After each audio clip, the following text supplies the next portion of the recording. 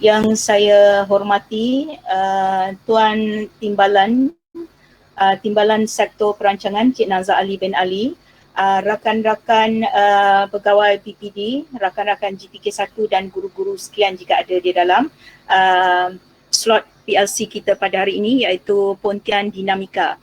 Okey, untuk pada hari ini kami hanya berfokus kepada 4.1.1 iaitu guru sebagai perancang. Okey, idea utama kita pada hari ini, idea utama kita dan itu akan lebih berkesan bermula dengan perancangan yang baik. Jadi that's why fokus kami pada hari ini ialah 4.1.1 iaitu guru sebagai perancang. Ia berkait rapat dengan rancangan pelajaran harian. Objektif kami pada hari ini ialah rakan-rakan akan dapat memahami elemen-elemen yang terkandung dalam tahap tindakan dan juga tahap kualiti bagi satu aspek saja, iaitu 4.1.1 guru sebagai perancang dengan mendengar penerangan yang diberi. Okey, dan berdasarkan pada elemen-elemen yang terkandung dalam 4.1.1 iaitu objektif pembelajaran yang boleh diukur, kita akan tahu apa yang dimaksudkan dengan objektif pembelajaran yang boleh diukur, kriteria kejayaan berdasarkan kepada objektif pembelajaran dan seterusnya aktiviti pembelajaran yang bersesuaian, kaedah pentaksiran, ABM, BBM, BBB, TMK, dan yang akhir sekali adalah impak dan refleksi. Kami beri 2 bonus. Yang pertama ialah kriteria kejayaan, sebab kriteria kejayaan tidak ada termaktub di dalam 4.1.1 dan juga kita akan tengok refleksi ataupun impak, dia juga tidak terkandung dalam 4.1.1. Jadi bonus 2 yang kami akan beri kepada rakan-rakan pada hari ini.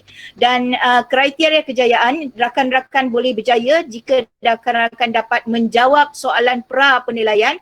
Okey, rakan-rakan semua dikendaki menjawab soalan pra penilaian yang linknya saya telah beri dalam chat bagi pegawai PPD yang telah dipost oleh Cik Nazar dalam grup rasmi PPD. Okey, mohon rakan-rakan untuk menjawabnya. Jadi dekat sini kita akan nampak nanti kefahaman rakan-rakan sebelum rakan-rakan mengikuti penerangan daripada kami dan selepas nanti penerangan daripada kami. Jadi kita tengok tahap kefahaman rakan-rakan sama ada kami punya penyampaian ini berjaya ataupun tidak berjaya. Okey, dan seterusnya rakan-rakan akan mengikuti penerangan daripada kami berdua.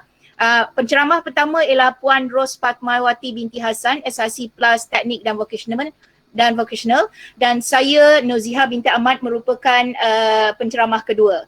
Okey, seterusnya rakan-rakan boleh berjaya jika rakan-rakan dapat menjawab soalan yang diberikan semasa penerangan dan juga rakan-rakan dapat menjawab dengan markah yang baik, terutama sekali pada pasca penilaian nanti. Dan yang seterusnya untuk pengetahuan rakan-rakan bahawa peserta yang aktif dalam sesi ini dan juga peserta yang dapat menjawab soalan yang dengan markah yang baik, ada hadiah misteri menanti anda. Jika rakan-rakan yang berjaya tersebut adalah rakan-rakan di Pejabat Pendidikan Daerah Pontian, hadiah kami akan hantar pada meja rakan-rakan. Tetapi jika yang rakan-rakan adalah dari sekolah, okey, kami akan hantar sendiri kepada sekolah untuk diberi kepada rakan-rakan. Okey, jadi rakan-rakan apa yang akan perlu ialah bersiap sedia, be an active participant. Okey, itu saja. Okey, seterusnya saya serahkan kepada rakan pembentang saya yang pertama iaitu Cikgu Ros Fatmawati binti Hassan. Okey, silakan Cikgu Fatma.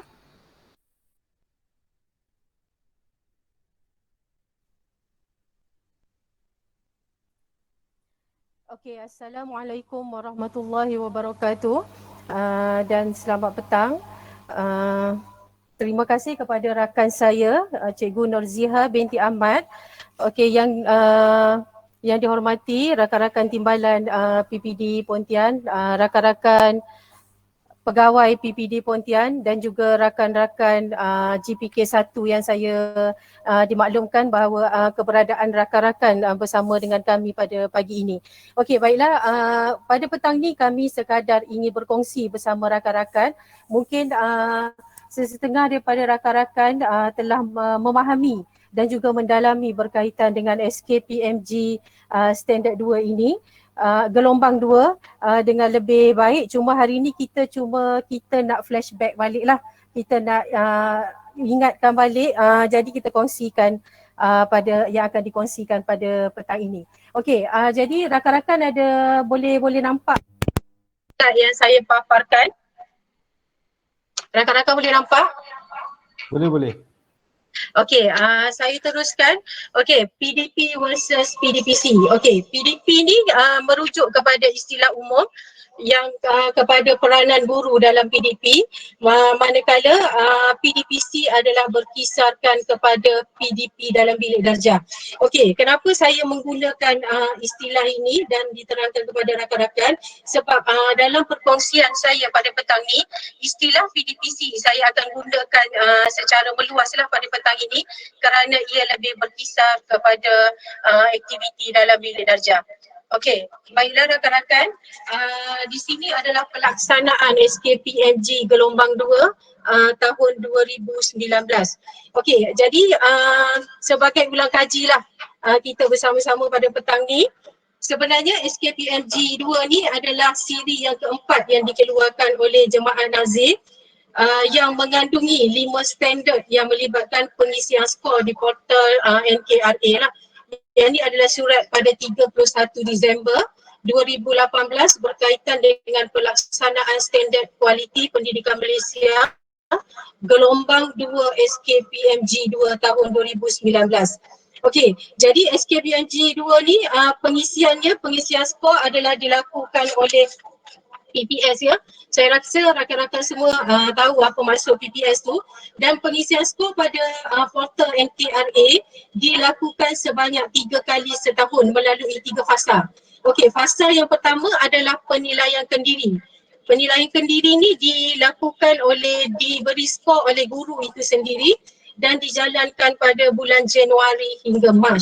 Okey, untuk fasa yang kedua, yang ini adalah baru bermula dengan pencerapan, iaitu pencerapan yang pertama yang dilakukan oleh PPS yang dijalankan pada April hingga Julai. Dan untuk fasa yang ketiga adalah pencerapan 2 iaitu dijalankan pada bulan Ogos hingga bulan November. Okey, seterusnya ini adalah instrumen yang kita gunakan di sekolah, iaitu SKPMG 2 Standard 4. Instrumen ni yang diisi oleh PPS untuk markahnya akan di-key in dalam portal NKRA dan dalam Excel, dan pengiraan akan dikirakan secara automatik lah.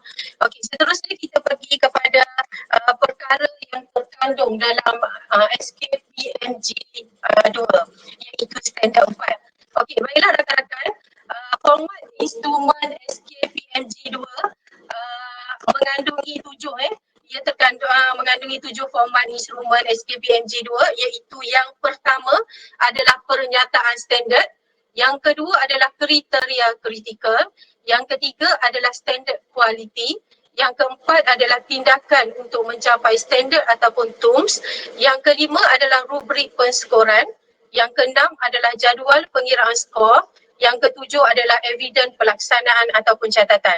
Okey, dan ni adalah penerangan kepada 7 format instrumen SKPMG 2 tadi. Jadi saya rasa rakan-rakan tak perlu risau sebab kami akan share PPT yang dibentangkan pada perkongsian pada petang ini kepada rakan-rakan supaya rakan-rakan boleh gunakan di peringkat sekolah untuk melaksanakan PHC bersama guru-guru di sekolah ataupun sebagai rujukan rakan-rakan. Okey, seterusnya adalah penggunaan warna dalam SKPMG. SKPMG 2 ni kalau Cikgu Ros. Ya. Bunyinya terputus-putus, macam awak ada dekat dengan satu device lain ke? Oh, terputus-putus. Okey, boleh clear suara saya? Boleh dengar dengan clear suara saya? Boleh? Sekarang okey. Sekarang dah okey. Sekarang okey sikit. Sekarang okey sikit Okey, sebab saya kat pejabat ni. Okey, jadi kita teruskan Okey, penggunaan warna dalam SKPMG gelombang yang kedua ni. Kalau daripada slide yang ketujuh ni, kalau rakan-rakan boleh lihat kat sini ada beberapa warna yang digunakan. Ada warna merah, ada warna ungu, ada warna hijau dan ada warna biru. Dan setiap warna ni mengandungi maksudnya yang tersendirilah. Jadi kita lihat kalau di sini adalah bila warna merah pada instrumen tu menunjukkan subjek, orang ataupun perkara. Warna ungu menunjukkan tindakan, warna hijau menunjukkan kualiti dan warna biru menunjukkan hasil ataupun impak. Okey, yang seterusnya adalah ini adalah layout SKPMG 2 standard 4 yang dikeluarkan oleh pihak Jemaah Nazir. Boleh saya dapatkan respon clear tak dengan perkongsian saya? Ada kesekat lagi ke? Ya. Suara Suara macam laju sangat lah Ros. Macam laju sangat Ha. Okey, terima kasih atas respon tu. Okey, sebab saya hanya pergi secara umum saja sebab nanti rakan saya, Cikgu Nurziha akan menerangkan secara lebih detail lagi lah. Yang ni secara umum saja. Okey, yang seterusnya adalah SKPMG 2 standard 4 pembelajaran dan pemudahcaraan. Okey, dalam SKPMG standard 4 ni kita mempunyai 6 aspek, ada 8 TUMS, ada 38 tahap tindakan, ada 27 tahap kualiti dan ada 100 wajaran. Okey, daripada 6 aspek ni, jadi rakan-rakan boleh lihatlah di sini, 5 daripada 6 aspek ni adalah melibatkan peranan guru dalam PDPC dan 1 sahaja melibatkan peranan pelajar lah kalau kita lihat kat sini. Dan dari segi wajaran markahnya pula, okey, aspek yang melibatkan guru, wajaran markahnya adalah 80% dan 20% sahaja yang melibatkan pelajar. Okey, jadi daripada sini kita melihat bahawa guru adalah memainkan peranan yang sangat penting dalam PDPC kita di dalam bilik darjah lah. Jadi sekiranya guru ni dia gagal merancang, maka boleh dikatakan bahawa pelajarnya akan turut gagal. Okey, yang seterusnya kita lihat pada bahagian bawah jadual yang dipaparkan tu, ada pemberat bagi tahap tindakan iaitu 25%, manakala tahap kualitinya adalah 75%. Okey, setakat ni rakan-rakan boleh dengar dengan jelas Masih laju lagi ke penyampaian saya? Okey. Okey, terima kasih. Okey, jadi apa yang saya nyatakan dalam slide yang 10 tadi iaitu penggunaan warna. Okey, di sini saya akan detailkanlah. Ini adalah pernyataan standard bagi standard 4 PDPC iaitu kalau rakan-rakan lihat di sini ada perkataan guru yang berwarna merah. Jadi guru di sini merujuk kepada orang. Okey, berperanan sebagai pemudah cara dalam proses pembelajaran dan pengajaran iaitu PDP yang menunjukkan warna ungu. Ungu ni menunjukkan tindakan lah, iaitu tindakan guru ataupun peranan guru dalam PDP. Okey, hijau menunjukkan kualiti. Okey, yang berkesan. Jadi peranan guru sebagai pemudah cara yang sangat berkesan dan memberi impak ataupun hasil kepada perkembangan potensi murid secara menyeluruh dan meningkatkan pencapaian murid pada tahap optimum dan berterusan. Okey, ada kenapa?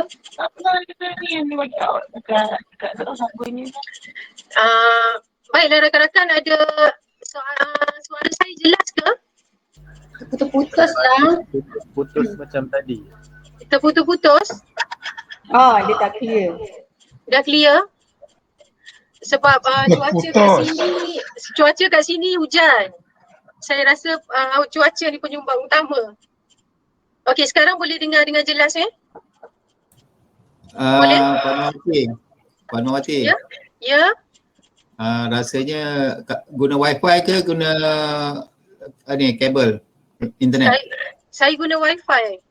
sendiri Tak, yang PPD punya. tu mungkin ada orang share dengan gunakan wifi yang sama kot. Kalau boleh yang lain pakai internet yang lain lah. Sebab yang blok A tu tak berapa clear, tak berapa kuat tu wifi dia. Okey, baik.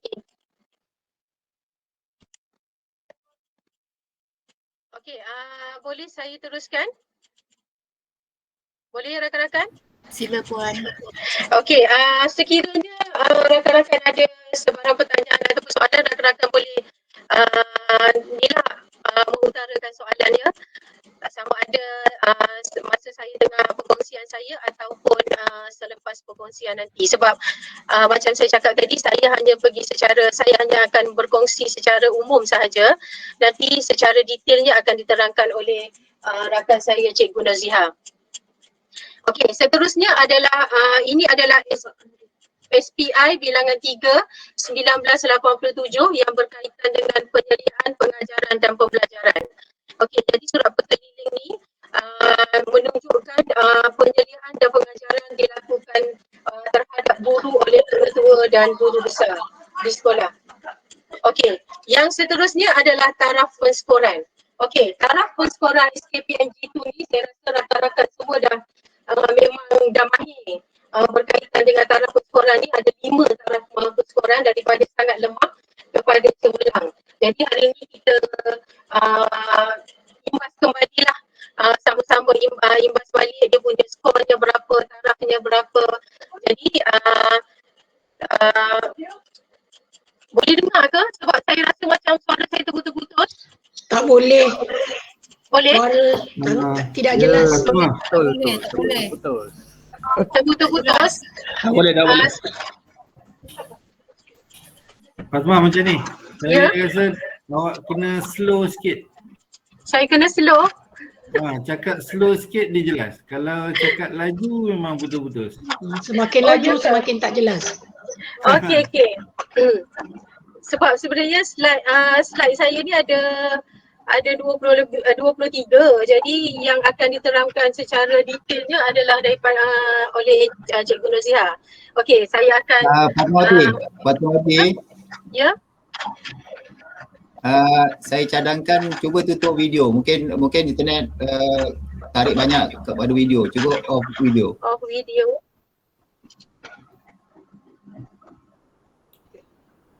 Okey, boleh dengar dengan jelas? Tak tengok Boleh muka pun tak apa kan? Cakap slow sikit. Sikit je. Cakap slow sikit. Okey. Awak laju je dia putus. Okey, baiklah kita okey, sekejap ya rakan-rakan sebab saya nak cuba guna kabel.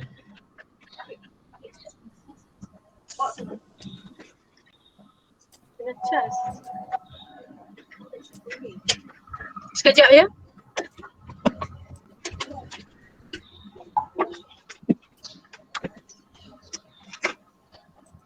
Inilah tuan-tuan kalau kita bergantung kepada kadang-kadang dia memudahkan kita, tapi kadang-kadang teknologi juga memerlukan kita untuk bersedia, jangan panik. Kita cubalah atasi pelan-pelan, kita ada masa lagi sikit. Siapa? Tak boleh masuk lah kau. Oh, dia sama. Tak boleh.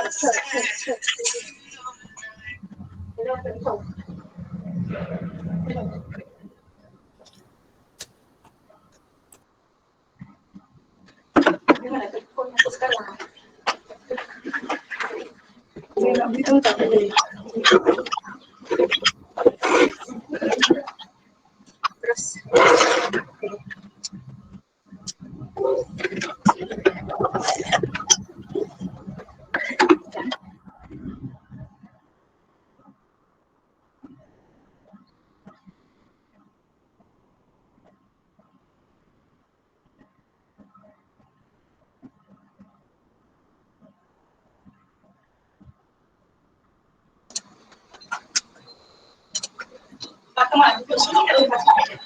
Boleh Pak? Okey, baiklah rakan-rakan, boleh dengar suara saya dengan jelas? Okey, clear. Okey, boleh dengar jelas. Clear. Okey, boleh dengar dengan jelas Saya kena berubah tempat. Okey. Okey, jadi kita terus pergi ke slide yang seterusnya. Jadi rakan-rakan boleh lihat pada slide ni iaitu pemberat dalam Suara macam sangat jauh. Tak jelas. saya dah berada di depan laptop ni. Boleh dengar dengan jelas tak? Okey, Okey, sudah. okey, clear. Okey, Boleh? clear. Ya, Okey. terima kasih. Sama-sama.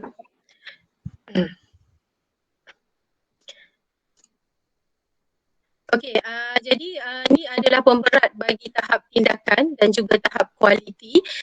Ni adalah contoh jadual pengiraan skor bagi contoh TUMS 3.2.5.1 iaitu di sini kita boleh lihat macam mana pengiraan tahap tindakan yang diambil daripada 25% daripada tahap tindakan dan juga 75% tahap kualiti.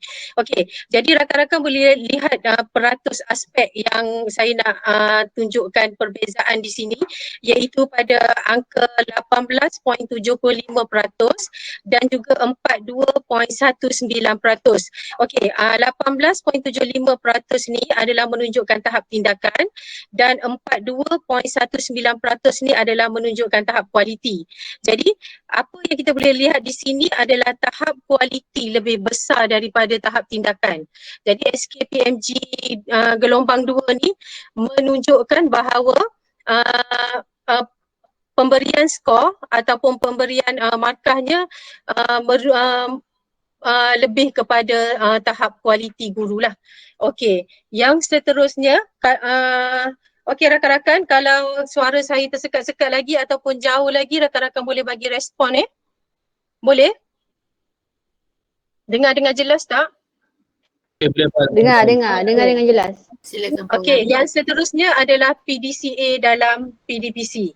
Okey, biasanya rakan-rakan mendengar ataupun melihat PDCA ni dilaksanakan dalam program, betul tak?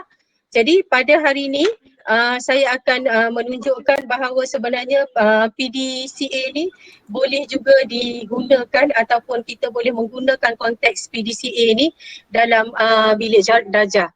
Okey, jadi daripada slide ni kita boleh tengok yang pertama adalah plan iaitu merancang PDPC dalam RPH. Jadi guru di sini menunjukkan guru penulisan RPH guru lah. Sebelum melakukan PDPC. Okey, yang kedua adalah pelaksanaan PDPC dalam bilik darjah. Okey, guru melaksanakan PDPC mengikut perancangan yang ditulis dalam RPH. Yang ketiga adalah check. Jadi guru membuat pentaksiran bilik darjah PBD iaitu selepas daripada pelaksanaan PDPC dijalankan dalam bilik darjah. Jadi kita nak lihat tahap kefahaman pelajar tersebut, tahap kefahaman murid tersebut macam mana, jadi kita melakukan penilaian iaitu dengan menggunakan pentaksiran bilik darjah ataupun PBD. Dan ACT kat sini adalah tindakan susulan daripada refleksi yang ditulis oleh guru dalam RPH. Okey, seterusnya adalah rancangan pelajaran harian ataupun RPH. Okey, jadi RPH ni sebenarnya rakan-rakan adalah asas kepada PDPC kita dan juga merupakan PDPC guru dan merupakan dokumen rasmi lah yang menunjukkan ataupun memberi yang sangat penting kepada seorang guru yang profesional. Dan biasanya RPH ni bukan biasanya lah, RPH ni disediakan sebelum sesuatu pengajaran dilaksanakan. Dan tujuan RPH ni ditulis ataupun dilaksanakan adalah untuk memberi panduan secara berstruktur kepada guru supaya pembelajaran dapat berlaku secara sistematik dan juga terancang. Dan penulisan RPH ni adalah tertakluk kepada Akta Pendidikan 1996 iaitu Akta 550. Okey, saya ulangi sekali lagi. Penulisan RPH tertakluk kepada Akta Pendidikan 1996 Akta 550. Okey, ini adalah surat perkeliling yang ikhtisas bilangan 3 1999 yang menunjukkan kandungan penulisan dalam RPH. Okey, rancangan pelajaran harian ataupun RPH, dia adalah satu terjemahan daripada rancangan pelajaran tahunan iaitu RPT. Dan di dalam RPH ini guru-guru akan menulis 3 elemen iaitu yang pertama adalah objektif, iaitu objektif pembelajaran. Yang kedua, cara bagaimana hendak mencapai objektif tersebut iaitu aktiviti pembelajaran yang dilakukan oleh ataupun dijalankan oleh pelajar dan juga guru. Yang ketiga adalah kenyataan sejauh mana objektif itu tercapai iaitu refleksi yang dibuat oleh guru. Okey, setakat ni ada apa-apa soalan? Tak ada Puan. Tak ada, jadi saya boleh teruskan. Okey, ini adalah apa yang kita akan merupakan intipati perkongsian kami pada petang ini iaitu PLC Dinamika Pontian bagi siri 1. Sebenarnya untuk standard 4 ni ada beberapa siri dan siri yang pertama ni merujuk kepada aspek 4.1 iaitu 4.11 di mana guru merancang pelaksanaan pembelajaran dan pemudahcaraan PDPC secara profesional dan sistematik. Okey, secara profesional ni adalah secara mengikut kepakaran guru dan sistematik ni secara terancang lah supaya PDPC tu dapat dijalankan dengan lebih baik. Okey, daripada slide ni kita boleh lihat aspek 4.1 ni mengandungi satu terms, ada 3 tahap tindakan dan ada 3 tahap kualiti. Okey, jadi seterusnya saya akan kongsikan dengan rakan-rakan macam mana penskoran diberi bagi tahap tindakannya dikira dan diberi kepada guru-guru semasa pencerapan dijalankan. Okey, kita lihat tahap tindakan. Tahap tindakan ni ada 3. Kita pergi satu persatu. Okey, guru merancang pelaksanaan PDPC dengan yang pertama adalah menyediakan RPH yang mengandungi objektif yang boleh diukur dan aktiviti pembelajaran yang sesuai. Okey, ni adalah merujuk kepada penulisan RPH guru-guru. Okey, daripada tahap tindakan yang di sini, tindakan yang tertera di sini, satu tahap tindakan ni perlu relate dan memenuhi 3 tahap kualiti yang kat sebelah ni. Sebab itulah saya merahkan kotak kat sini dan saya kurangkan ketiga-tiganya di sini. Iaitu menunjukkan, okey, contohnya kita menyediakan RPH. Guru menyediakan RPH yang mengandungi objektif yang boleh diukur dan aktiviti pembelajaran yang sesuai. Okey, daripada penulisan RPH tadi, saya nak tanyalah saya nak tanyalah rakan-rakan. Okey, dalam penyediaan RPH kat sini kita ada objektif dan kat sini kita ada, di sini juga kita ada aktiviti. Okey, soalan saya, apakah elemen yang dalam penulisan RPH ni yang tidak tertera di sini ataupun tidak tergambar pada satunya? Ada siapa-siapa yang boleh memberikan jawapan ataupun berkongsi jawapan dengan saya petang ni? Sebab kita ada hadiah misteri yang akan diberi kepada rakan-rakan yang aktif. Ada siapa-siapa yang ingin memberikan jawapan ataupun ingin mencuba nasib untuk merebut hadiah daripada kami? Boleh ulang semula soalannya tak? Okey, dalam penulisan RPH yang kita ada 3 elemen. Tapi yang tertera di sini ada 2 sahaja iaitu objektif dan aktiviti. Apakah satu elemen lagi yang tidak ditulis di sini? Refleksi. Ataupun tidak terpampang? Refleksi. Okey, refleksi. Boleh saya tahu rakan guru daripada mana ya? Rakan-rakan kita daripada mana yang menjawab refleksi tadi? SK Andik Mori. Okey, SK Andik Mori. Okey, tahniah tuan, puan. Nanti saya akan hantar hadiah kepada puan di di BSK Andik Mori nanti. Okey, ya betul. Jadi yang tiada di sini, elemen yang tiada adalah refleksi. Okey, refleksi tiada. Dan satu lagi soalan saya, apakah yang menunjukkan refleksi perlu ditulis dalam penyediaan RPH? PPD CM9 mengangkat tangan. Okey, PPD CM9. Encik Yusaini. Encik Yusaini.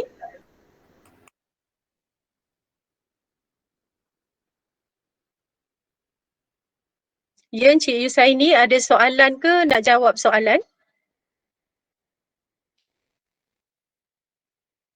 Ni masalah tertekan ni. Masalah tertekan. Okey, kalau masalah tertekan ada rakan-rakan lain yang boleh bagi jawapan tak? Tak apa, sebab kita nak petang ni adalah perkongsian secara santai, secara aktif. Ulang soalan semula. Okey, tadi rakan kita daripada Andik Mori, SK Andik Mori menyatakan salah satu elemennya adalah refleksi. Jadi soalan saya, apakah yang menunjukkan tahap kualiti yang menunjukkan penulisan refleksi itu sangat penting dalam penyediaan RPH? Hasil pembelajaran puan, SK Melayu Raya. SK Melayu Raya. Okey, apa jawapannya cikgu?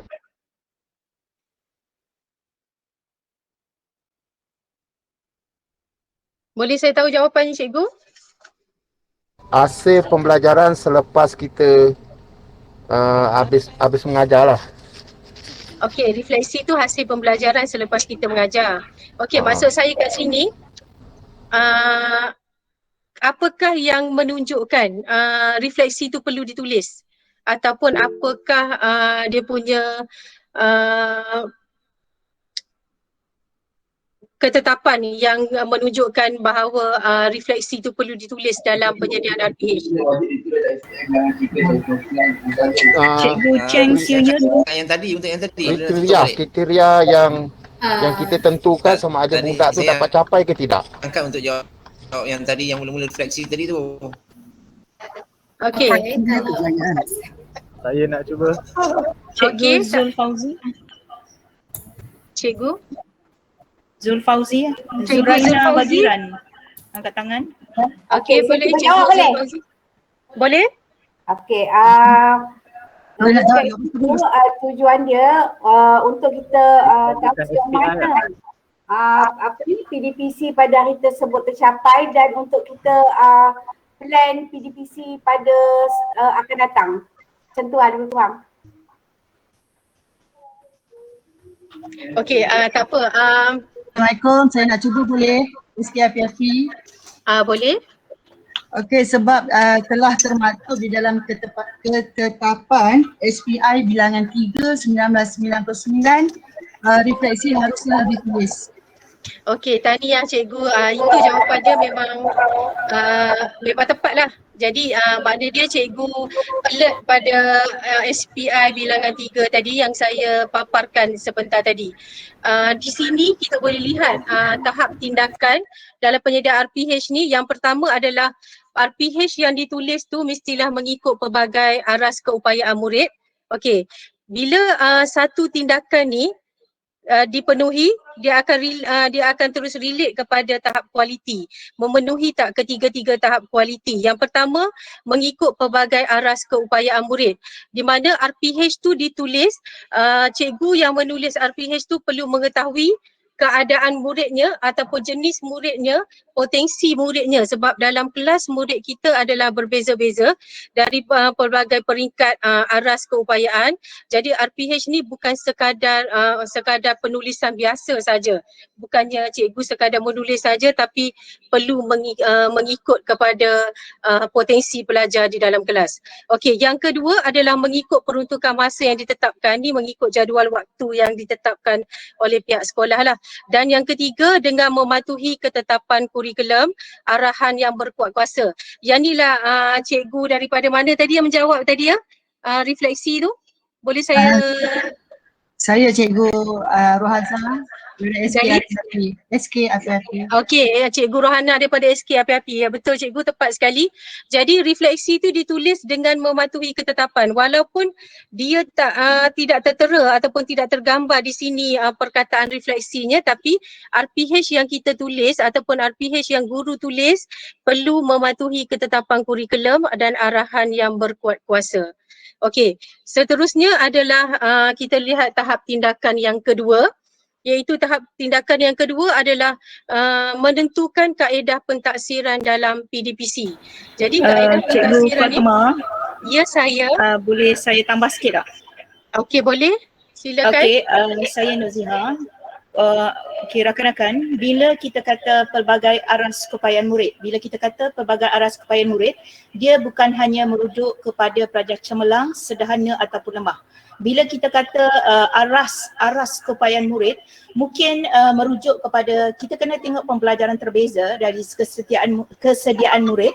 Okey, yang kedua ialah tentang minat murid dan juga yang ketiga ialah tentang profil pembelajaran murid. Bila kita kata profil, dia luas. Dalam profil tu dia ada pelbagai aras keupayaan murid, maknanya sederhana, cemerlang, sederhana dan juga lemah. Dan juga dia mungkin merujuk kepada latar belakang murid dan juga dia mungkin merujuk kepada jantina, mungkin merujuk kepada dia punya background. Dia sebenarnya terbuka luas bila kita kata pelbagai aras keupayaan murid. Dan yang kedua, bila dia dinyatakan oleh Cikgu Fatimah di bahagian kualiti tadi, merujuk kepada ketetapan kurikulum yang ada sekarang ini ialah yang pertama ialah tentang SPI bilangan 3/1999, iaitu 3 elemen yang wajib ditulis, iaitu objektif, aktiviti dan juga refleksi. Namun kita tengok sini ada arahan yang berkuat kuasa. Arahan yang berkuat kuasa merujuk kepada arahan yang berkuat. Contohnya seperti bahasa Inggeris dia ada CEFR, pada yang sekarang untuk PPM dia ada program ES Deployment. So that's why bila ada guru-guru mempertikaikan perlu tak kita tulis kriteria pelanggar maksud di sini sama ada mengikut ketetapan kurikulum ataupun arahan yang berkuat kuasa. So ini sebenarnya adalah arahan yang berkuat kuasa. Okey, terima kasih. Okey, terima kasih kepada rakan saya Cikgu Noziha. Okey, saya teruskan kepada tahap tindakan yang kedua. Bapak Tenak, Fatma. Ya. Bapak Fatma, boleh tak jelaskan lebih lagi terperinci berkenaan menyediakan RPH yang mengandungi objektif yang boleh diukur. Kena jelaskan sikit objektif yang boleh diukur mengikut subjek-subjek tertentu supaya peserta kita faham. Okey, boleh sebab nanti penjelasan secara detail nanti akan dijelaskan oleh Cikgu Noziha nanti. Sebab saya pergi secara umum saja dulu ya Cikgu. Boleh? Okey, terima kasih. Okey, terima kasih. Okey, jadi yang kedua adalah menentukan kaedah pentaksiran dalam PDPC. Okey, dalam menentukan kaedah pentaksiran dalam PDPC ini juga mengikut pelbagai aras keupayaan murid, mengikut peruntukan masa yang ditetapkan dan dengan mematuhi ketetapan kurikulum ataupun arahan yang berkuat kuasa. Okey, seperti yang kita tahu sebenarnya dalam PDPC ini guru tidak boleh ataupun tidak sewajarnya menggunakan satu kaedah saja sebab di dalam kelas mempunyai pelbagai aras murid. Jadi perancangan yang teliti ataupun bersistematik yang perlu dilakukan oleh guru. Jadi guru perlu merancang menggunakan kaedah apa yang perlu diketengahkan kepada muridnya semasa PDPC. Okey, jadi contoh kaedah yang saya boleh syorkan kat sini adalah contohnya adalah secara pemerhatian, lisan ataupun penulisan. Jadi secara detailnya akan dijelaskan oleh rakan saya nanti iaitu Cikgu Noziha. Okey, seterusnya adalah Cikgu Fatimah, saya tambah sikit boleh? Boleh. Okey, untuk rakan-rakan guru ya, bila kita kata kaedah pentaksiran untuk 4.1.1, bila kita kata tentang kaedah pentaksiran, di sini ialah planning part. the planning part. So when it comes to the planning part, dia baru menentukan kaedah pentaksiran. So macam mana nak tentukan kaedah pentaksiran ialah berdasarkan aktiviti yang dirancang. Bila kita kata kaedah pentaksiran, seperti yang dinyatakan dalam PPD, ada 3 kaedah pentaksiran. Yang pertama ialah kaedah pemerhatian, yang kedua ialah lisan, dan yang ketiga ialah penulisan. Jadi di sini bila rakan-rakan guru nanti dia akan merancang aktiviti, dia mesti kena tengok ataupun dia merangka objektif pembelajaran, dia kena tengok adakah sebenarnya objektif ataupun kriteria kejayaan yang dia akan tulis tu mengandungi pelbagai kaedah pentaksiran. Sebab nanti bila rakan-rakan pergi pada 4.5 nombor 1 menggunakan pelbagai kaedah pentaksiran. So dalam sini the keyword dia bila menentukan kaedah pentaksiran tidak boleh satu kaedah saja. Maknanya masuk saja dalam kelas, cikgu tu buat penulisan saja. Itu adalah salah sebab ia tak mengikut seperti yang ditentukan dalam PSLE 4.1.1. Ya, cikgu join tuning ada pertanyaan. Sorry, salah tekan. Okey, salah lagi. Okey, terima kasih Cik Fatimah. Okey, saya teruskan. Okey, untuk tahap tindakan yang ketiga adalah menyediakan ABM, BBM, BBB dan juga TMK. Yang ni pun memenuhi 3 tahap kualiti, iaitu pelbagai aras keupayaan murid, peruntukan masa yang ditetapkan dan dengan mematuhi ketetapan kurikulum dan arahan. Maksud dia kat sini, kalau tahap tindakannya guru tu dapat menyediakan ABM, BBM, BBB dan TMK dan memenuhi ketiga-tiga tahap kualiti yang kat sini. So tahap kualiti pada bahagian sini dia punya skor dia akan dapat 4 lah. Okey. Dan seterusnya adalah Akta 550 berkaitan penulisan RPH. Okey, jadi penulisan RPH di sekolah ni jadi guru ni perlu menulis setiap hari dan daripada hari yang pertama sehingga hari yang terakhir persekolahan setiap minggu dan guru-guru ni perlu menunjukkan keadaan RPH ni ataupun buku rekod tu perlu diadakan, ditunjukkan dengan serta-merta sekiranya ada pemeriksaan daripada pihak luar. Okey, yang seterusnya adalah kegagalan menyediakan RPH. Okey, mengikut Peraturan Pendidikan Kurikulum Kebangsaan 1997, sekiranya guru tersebut tidak menulis RPH, tidak mengikut sukatan pelajaran yang diluluskan ataupun tidak mengikut satu jadual waktu yang telah diluluskan ataupun ditetapkan, maka guru tersebut boleh disabitkan dengan denda tidak melebihi RM5,000 ataupun dipenjara selama tempoh tidak melebihi 3 bulan atau kedua-duanya. Dan sekiranya guru tersebut langsung tidak menulis RPH, jadi guru tersebut akan didenda, disabitkan dengan kesalahan denda tidak melebihi RM500. Okey, jadi dalam kita merancang PDPC kita, jadi kita perlu merancang dengan bersistematik, dengan lebih terancang untuk menghasilkan satu impak ataupun hasil yang menjadi hasil kepada pelajar kita, sebab pelajar kita adalah hasil kepada PDPC kita. Jadi jika kita gagal merancang, maka kita merancang untuk gagal. Saya rasa itu saja perkongsian saya pada petang ini dan untuk slot yang seterusnya saya serahkan kepada Cikgu Nurziha. Sekian, terima kasih. Stop presenting.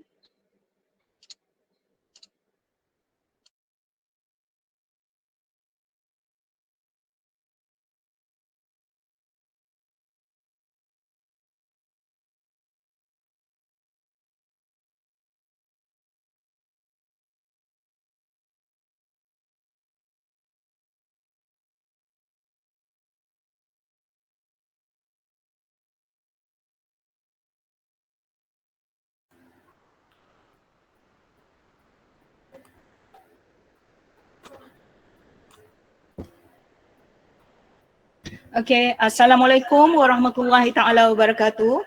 Rakan-rakan boleh dengar saya dengan jelas? Dengar Puan. Ya, jelas. Okey. Bismillahirrahmanirrahim.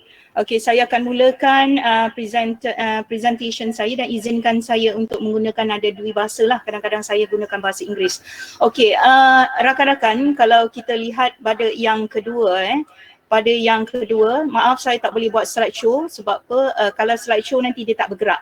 Kami dah cuba tadi, kalau slideshow kami tak bergerak, tapi PowerPoint ni saya telah share sebenarnya kepada dengan notes dia saya telah share kepada timbalan sektor perancangan di grup rasmi PPD dan dia mungkin boleh dikongsikan dengan rakan-rakan yang lain. Okey, kalau terpapar di dalam kita punya skrin sekarang ni, jika kita gagal merancang, kita merancang sebenarnya untuk gagal. He who fails to plan is planning to fail. This is not from me. Actually ini adalah dari Winston Churchill. Okey, mengatakan bahawa jika kita gagal untuk merancang, seorang guru itu gagal untuk merancang PDP-nya, sebenarnya dia adalah merancang untuk kegagalan sesi PDP pada murid-murid. Jadi yang faktor yang pertama when it comes to the planning part dalam PDCA ni, adalah tentang perancangan ataupun pembinaan RPH. Jadi ini adalah satu peringkat yang amat penting rakan-rakan. Okey, kenapa guru perlu merancang? Yang pertama ialah untuk memastikan kelancaran keberkesanan proses PDPC dan dia boleh meramalkan iklim bilik darjah itu macam mana. Contohnya katalah pada tersebut dan dalam sesi PDPR ni dia tahu kelas dia sebenarnya kelas yang ujung, yang ke-6 contohnya pada sesi hari yang tu. Kalau katalah dia hanya membuat satu saja one way communication, memang akan gagal. Sebab apa? Murid-murid telah penat. So it means that dia kena merancang sesuatu yang menyebabkan PDPC-nya boleh menarik murid-murid dan ada hands on untuk murid berbuat sesuatu. Jadi di sini bergantung kepada guru macam mana dia nak merancang dan dia tahu iklim bilik darjahnya pada sesuatu tertentu. Dan yang ketiga ialah menentukan objektif pembelajaran dan juga kriteria kejayaan. Dia merancang apa sebenarnya murid akan capai dan apa strategi untuk mencapai bagaimana untuk mencapai objektif pembelajaran tersebut. Dan yang seterusnya memilih kaedah pentaksiran yang bersesuaian dan juga apakah soalan-soalan yang akan dilontarkan kepada murid semasa sesi PDPR ataupun PDP nanti. Yang seterusnya menyediakan bahan-bahan yang bersesuaian. Okey, rakan-rakan kena ingat bila dalam 4.1.1 dia hanya menyediakan saja. So it means that guru-guru akan memikirkan apakah bahan-bahan yang sesuai. Tetapi bila 4.5 sebab guru sebagai penilai nanti dia akan menggunakan bahan-bahan tersebut.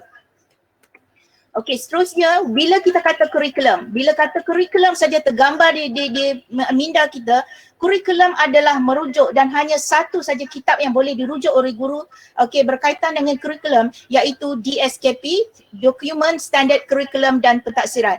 Di dalam DSKP ini mengandungi 3 Yang pertama ialah standard kandungan, standard pembelajaran dan juga standard prestasi. Okey, akronim ni adalah SK, SP dan SPI. Jadi kat sini nanti saya akan gunakan akronim lah, akronim tertentu. Macam objektif pembelajaran saya akan gunakan sebagai OP dan kriteria kejayaan saya gunakan sebagai KK. Okey.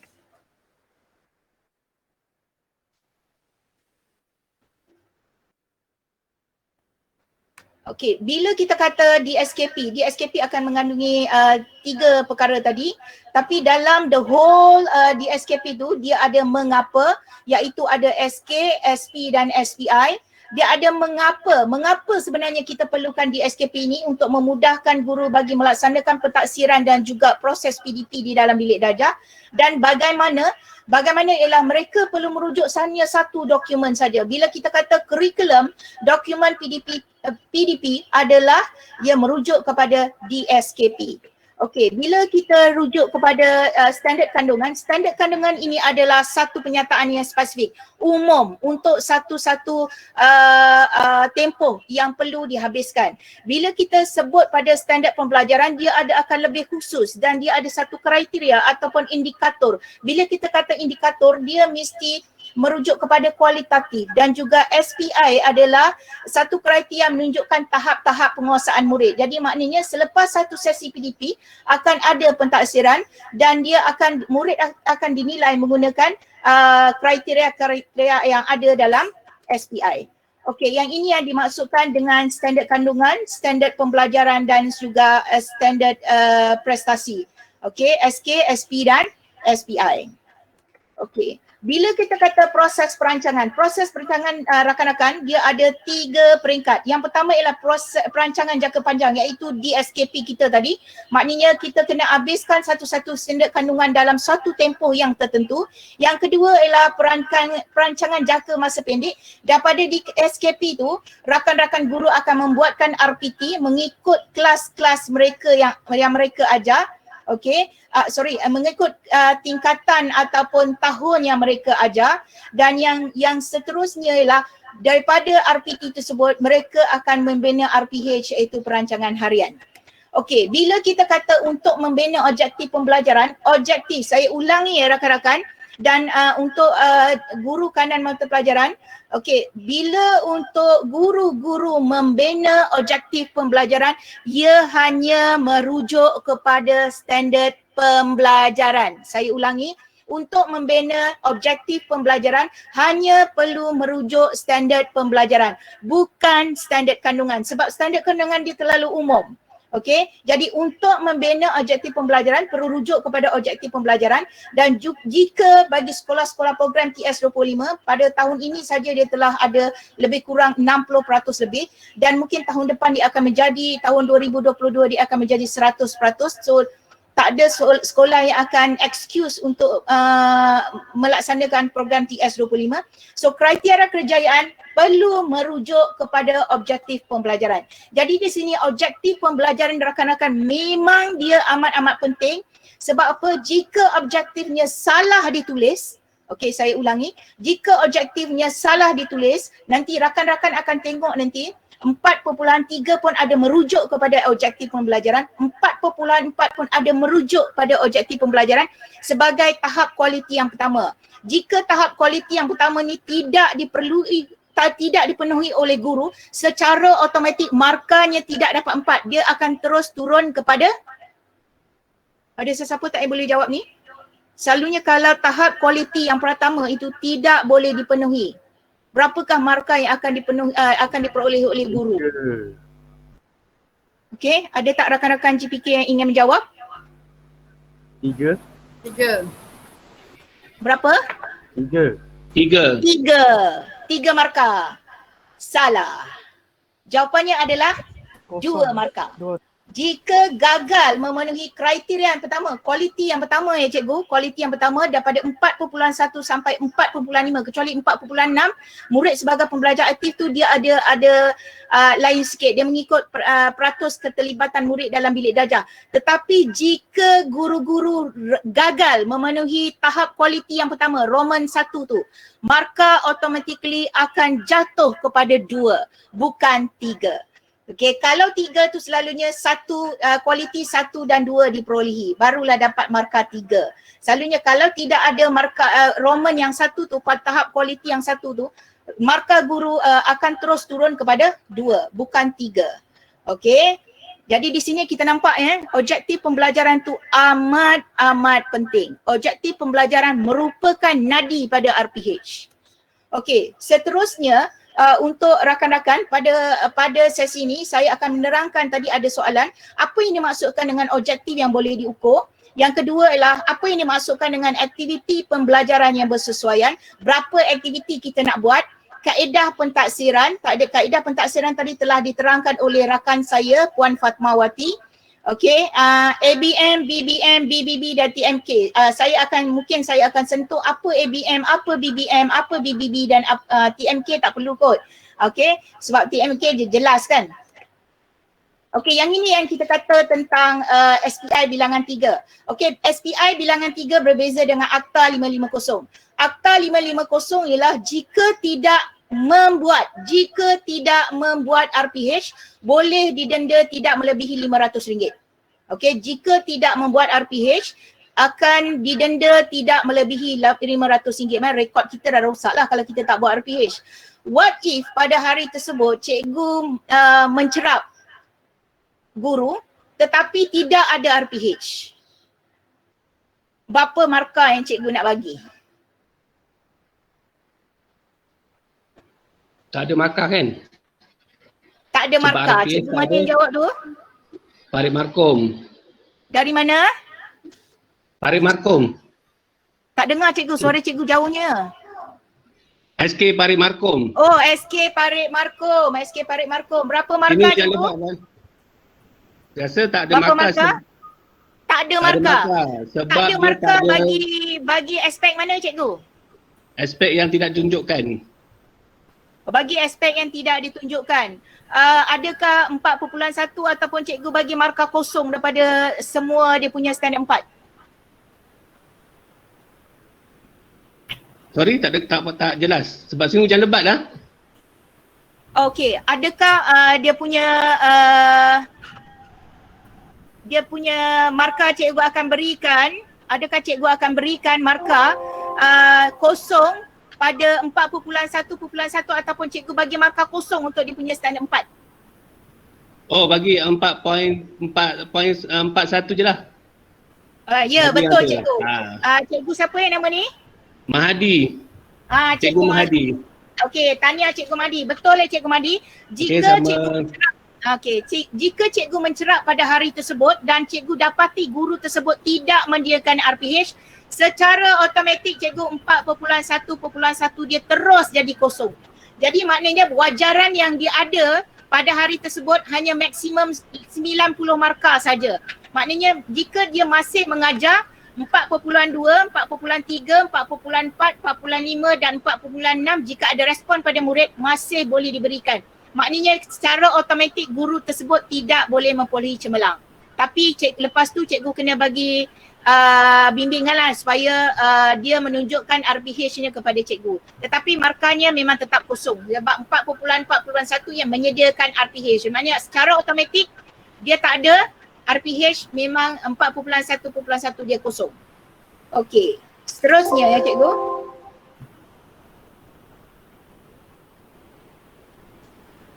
Okey, apa yang dimaksudkan dengan objektif? Objektif ialah apa? Saya ulang balik Apa yang dimaksudkan dengan objektif? Objektif ialah apa yang akan murid capai. Okey, dia boleh dinyatakan dalam perlakuan yang boleh diukur. Apa yang dimaksudkan dengan perlakuan yang objektif yang boleh diukur? Okey, saya ulangi cikgu. Maksud objektif yang boleh diukur bukannya 1/10, 1 daripada 10. Bukan. Objektif yang boleh diukur ialah kata kerja yang digunakan dalam penulisan objektif tu boleh menunjukkan perubahan tingkah laku. Saya ulangi ya cikgu. Objektif yang boleh diukur bermaksud kata kerja yang digunakan, yang diambil daripada standard pembelajaran tersebut ialah kata kerja yang boleh menunjukkan perubahan tingkah laku. Jadi di sini contoh kata kerja memahami, okey, untuk bahasa selalunya memahami dia tidak boleh diukur sebab tidak nampak dia perubahan tingkah laku. Namun berbeza mengikut disiplin mata pelajaran masing-masing. Contohnya dalam bahasa Inggeris ada perkataan understand. Dia boleh guna perkataan understand sebab ada dalam DSKP dan juga ada dalam scheme of work. Okey, tetapi perkataan understand tu tidak boleh berdiri dengan sendirinya. Dia mesti understand the text by reading. Dia mesti di belakang, mesti dengan membaca. Barulah understand tu akan jadi jelas. Begitu juga dengan mata pelajaran pendidikan jasmani dan kesihatan. Dia ada guna perkataan memahami. Jadi perkataan memahami ni mungkin bagi bahasa Melayu dia tidak boleh diukur. Tapi bahasa Inggeris dia boleh diukur jika belakangnya ada by reading something, dengan membaca ke, dengan mengira ke, whatever it is. Dan juga mata pelajaran pendidikan jasmani dan kesihatan. Ya, ada apa-apa tak? Pertanyaan? Tak ada puan. Tak ada. Okey, seterusnya objektif yang baik dia mengikut disiplin SMART. Specific, measurable, achievable, relevant, dan juga timely ataupun time bound. Nanti saya akan terangkan selepas ini. Apa yang dimaksudkan dengan aktiviti? Activities dalam SPI bilangan 3 1999 ia adalah cara bagaimana untuk mencapai objektif. Okey, aktiviti mesti bersesuaian dengan aras murid. Okey, mengikut pembelajaran terbeza, bersesuaian dengan keupayaan murid, bersesuaian dengan bilangan aktiviti itu mengikut masa PDP yang ditentukan. Kalau katalah satu period saja 30 minit, 4 aktiviti, cikgu tengok 4 aktiviti dia, cikgu memang bila cikgu mencerap, cikgu mahu tahu memang tak tercapai lah. Terlalu banyak aktiviti dalam masa 30 minit. Jadi dia bilangan aktiviti mesti disesuaikan dengan masa yang telah diperuntukkan. Cadangan untuk bilangan aktiviti selalunya minimum dia 2. Minimum dia 2. Okey. Contohnya kalau katalah 30 minit, yang pertama mungkin bersoal jawab, yang kedua mungkin dia akan terus pergi pada latihan dan seterusnya. Okey, refleksi. Okey, refleksi lah sejauh mana objektif itu telah tercapai. Ini seperti dinyatakan dalam SPI bilangan 3 1999. Di sini refleksi yang di sini ya cikgu ialah refleksi di dalam RPH. Untuk 4.5 adalah refleksi guru kepada murid, okey, selepas pada hujung PDP. Itu berbeza ya cikgu dengan 4.5. Apa yang saya masukkan di sini ialah refleksi yang ditulis, yang wajib ditulis mengikut SPI bilangan 3 1999. Yang dalam 4.5 itu adalah refleksi PDP pada hujung PDP guru. Okey? Objektif pembelajaran.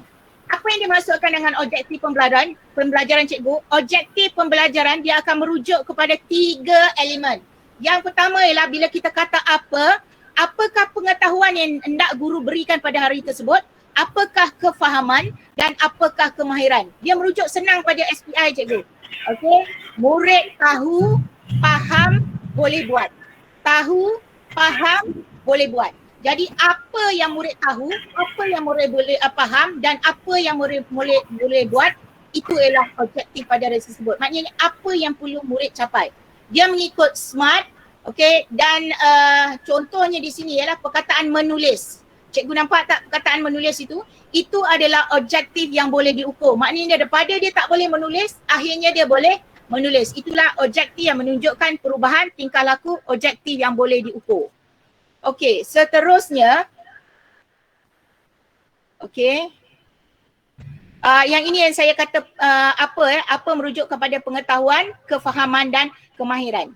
Okey, kenapa kita nak kata pengetahuan, kefahaman dan kemahiran? Okey, bila kita rujuk kepada SP, ini kita rujuk kepada standard pembelajaran. Di sini ialah bahasa Melayu tingkatan 4, contoh 1.1.1 mendengar, mengenal, menyebut, mengenal pasti. Ini adalah kata kerja. Kata kerja ini merujuk kepada kemahiran, murid boleh buat. Okey, murid boleh buat. Dan seterusnya perbezaan, sebutan, perkataan, rangkai kata, istilah, ungkapan, ujaran adalah kata nama. Okey, kata nama dan juga jelas, betul adalah kata sifat. Jadi murid boleh buat, murid tahu, bagi ketiga-tiga kata kerja, kata nama dan kata sifat ini perlu ada dalam objektif untuk menjadikan dia objektif yang jelas ataupun objektif yang boleh diukur. Yang menunjukkan perubahan tingkah laku. Okey, seterusnya ya cikgu. Okey, objektif adalah dia terangkan tentang pembelajaran, bukan aktiviti ataupun tugasan. Saya ulangi, objektif adalah kata kerja yang diambil daripada standard pembelajaran, sama ada guru tersebut menggunakan kata kerja yang sama ataupun dia menggunakan kata sinonim, kata kerja yang lain tapi membawa maksud yang sama. Okey, contoh kata kerjanya menganalisis, menerangkan, melengkapkan, menyenaraikan, mengkategori, menulis dan sebagainya. Okey, kalau cikgu tengok di sini, contoh di sini ialah murid dapat melengkapkan peta buih. Murid dapat melengkapkan peta buih, murid dapat mengisi sekurang-kurangnya 5 daripada 10 tempat kosong. Cikgu, ini bukan objektif. Kenapa bukan objektif, cikgu? Sebab melengkapkan peta buih bukan, kalau kita ambil bahasa Melayu di sini, melengkapkan peta buih bukan kemahiran yang perlu ada dalam bahasa. Mengisi tempat kosong bukan kemahiran yang ada di dalam bahasa. Jadi di sini kedua-dua melengkapkan peta buih dan juga mengisi tempat kosong adalah aktiviti. Okey, bila kita kata objektif, apa kemahiran, apa pengetahuan, apa kefahaman yang murid perlu kuasai berdasarkan daripada standard pembelajaran. Jadi dia extract daripada standard pembelajaran, dia jadikan lebih spesifik, masukkan dia dalam objektif pembelajaran. Barulah betul. Jika sekadar melengkapkan peta buih, contohnya dalam bahasa Inggeris, students will be able to draw a poster, melukis poster. Kalau cikgu baca dalam guru-guru punya objektif pembelajaran, bila cikgu mencerap, cikgu akan tanya, adakah kemahiran yang ditulis dalam objektif pembelajaran itu adalah kemahiran bagi subjek tersebut? Jika bukan, selalunya kita kena rujuk SP, standard pembelajaran. Jika bukan, itu bukanlah objektif pembelajaran. Itu mungkin aktiviti. Okey. Contoh objektif pembelajaran ini, contoh saja saya akan bagi secara laju, cikgu. Objektif pembelajaran dia boleh terbagi kepada dua. Yang pertama ialah objektif tingkah laku, merger 1997. Yang kedua ialah objektif ground lung, connective. Sama juga pada tahun yang sama. Ini kita belajar masa di maktab-maktab di universiti dulu. Okey, objektif tingkah laku, dia ada pencapaian situasi dan kriteria. Ini hanya sekadar contoh dia, cikgu. Dalam masa 3 minit, murid dapat menyelesaikan 9 daripada 10 soalan penerapan seperti. Yang ini ialah contoh objektif tingkah laku. Menyelesaikan 9 daripada 10. Okey, objektif ground lung. Okey, dia adalah objektif spesifik, dia ada objektif umum, dia ada objektif spesifik. Okey, menyelesaikan penerapan mudah, mendefinisikan, menyelesaikan. Dia ada dua. Okey, objektif umum dan objektif yang khusus. Namun cikgu, yang kita, ini adalah contoh cikgu, contoh saja. Terutama sekali siapa dari sekolah program TS25, cikgu boleh tengok slide ni dan cikgu boleh fahamkanlah contoh penulisan objektif merger, pelakuan, situasi dan kriteria, dan juga penulisan objektif ground lung, iaitu objektif umum dan objektif spesifik. Namun cikgu, yang dicadangkan penulisan objektif yang baik adalah penulisan objektif menggunakan model ABCD. Saya akan terangkan selepas ni. Saya ulangi, penulisan objektif yang baik ialah mengikut Henrich and Friends pada tahun 2001 kalau tak silap saya, nanti kita akan tengok. Okey, dia adalah menggunakan model ABCD. Okey, kita pergi pada SMART. SMART ialah specific, manageable, attainable, achievable, relevant and time bound. Bila cikgu menggunakan model ABCD, secara automatik dia memang akan ikut SMART. Saya ulangi jika cikgu menggunakan penulisan objektif menggunakan ABCD, jadi secara automatik SMART tu memang ada di situ. Maknanya objektif tu spesifik, objektif tu boleh dikendalikan, boleh diukur, objektif boleh dicapai, objektif tu sesuai dengan spesifik dengan tajuk pada hari tersebut, dan dia mengikut masa, bilangan objektif tu utamanya. Okey, ini yang dimasukkan dengan SMART, cikgu. SMART ialah spesifik. Objektif yang dia tulis adalah khusus dan dia eksplisit. Maknanya boleh diukur. Okey, boleh menunjukkan perubahan tingkah laku, bersesuaian dengan tajuk, bersesuaian dengan konteks pelajaran, bersesuaian dengan isi pelajaran, bersesuaian dengan kemahiran yang telah dinyatakan dalam standard pembelajaran. Jika selalunya kalau bahasa Melayu ataupun bahasa Inggeris satu saja dia merujuk kepada bertutur dan juga mendengar. Kalau kata satu tu tiba-tiba dia penulisan, dia tidak seiring dengan standard pembelajaran yang pilih, maknanya objektif tu objektif yang kurang tepat. Maknanya penulisan dia salah. Okey, kalau di situ dia ada dua, selalunya dua ialah merujuk kepada membaca. Jika dua tersebut tapi dia pemberatnya banyak kepada menulis, jadi dia punya aktiviti tak bersesuaian dengan objektif. Secara automatik murid tidak akan capai objektif yang ditentukan pada hari tersebut, iaitu membaca. Okey, Dan yang kedua adalah measurable, maknanya boleh diukur. Tadi saya kata aktiviti yang boleh diukur, objektif yang boleh diukur ialah kata kerja yang boleh menunjukkan perubahan tingkah laku. Okey, yang ketiga attainable or achievable. Okey, guru harus mengambil kira keboleh capaian murid. Maknanya sesuai dengan aktiviti yang diberi itu bersesuai dengan aras murid. Sama ada murid cemerlang, murid sederhana ataupun murid lemah ataupun sangat lemah. Okey, relevant, dia mesti bersesuai dengan tajuk ataupun konten isi pada hari tersebut.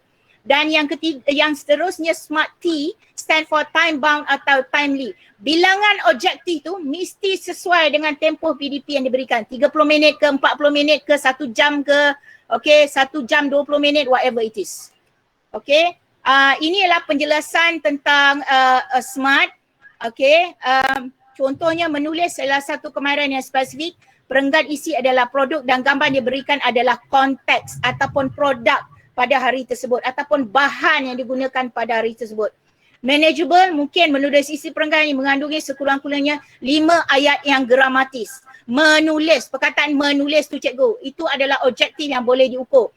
Bila sekurang-kurangnya 5 ayat yang gramatis tu cikgu, itu sebenarnya adalah aras. Itu adalah sebenarnya menunjukkan aras, bukan sebenarnya menunjukkan objektif yang boleh diukur cikgu. Dia di situlah kita nampak pelbagai aras bila dia tulis perkataan 5 ayat yang gramatis. Okey, aktiviti yang boleh achievable, maknanya aktiviti tersebut mengikut ke aras murid cemerlang, sederhana ataupun lemah. Maknanya kalau dia bagi 10 latihan kepada murid yang tidak boleh membaca, confirm pada hari tersebut dia tak boleh capai. Jadi bilangan latihan ataupun tugasan ataupun aktiviti yang diberikan pada hari tersebut mesti sesuai mengikut aras kepada murid, minat mereka, kesediaan mereka dan juga pelbagai profil pembelajaran mereka. Okey, relevant or realistic mesti bersesuaian dengan objektif yang diberikan pada hari tersebut.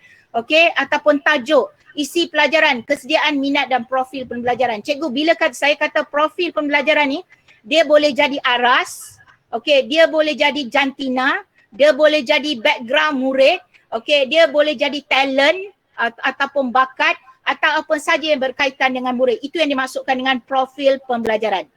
Okey, timely atau time bound, seperti yang saya kata tadi, bilangan ataupun jenis latihan ataupun aktiviti atau tugasan yang diberi mesti bersesuai dengan masa yang diperuntukkan bagi satu-satu sesi PDP. Okey, yang ini cikgu yang kita katakan penulisan objektif yang baik. Okey, 2002 bukan 2001, sorry. Okey, yang ini yang dikatakan dengan penulisan objektif yang baik, model ABCD. Bukan saya punya model lah cikgu, tapi Hendrich and his colleagues 2002. Dia kata penulisan objektif yang baik mengikut ABCD. Okey. Yang pertama A ialah murid. Sebab tu dalam penulisan objektif dia perlu ada pada akhir pelajaran murid. Okey, perkataan murid tu perlu ditulis sebab apa? Dia adalah audience. Untuk jadikan lebih spesifik, mungkin murid tingkatan 5 intan, 5 delima dan seterusnya. Okey, behavior, okey, cikgu kena ingat tingkah laku ataupun kata kerja yang ada dalam standard pembelajaran itu adalah nadi bagi objektif. Maknanya dia kena extract perkataan tu, tidak boleh lari. Kalau dia nak ambil benda yang lain, mesti membawa makna yang sama.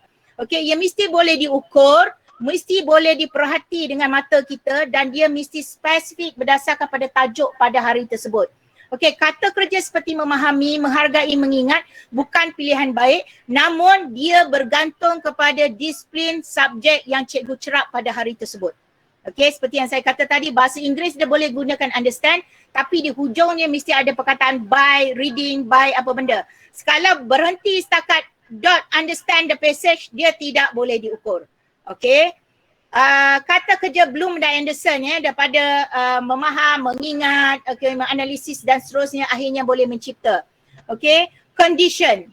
Okey, condition ialah peralatan ataupun tools, the equipment or tools yang digunakan. Contohnya peta, calculator, audio, okey, lembaran kerja, apa saja yang cikgu gunakan ataupun boleh akses pada murid, contohnya menggunakan mengakses laman web, itu adalah condition.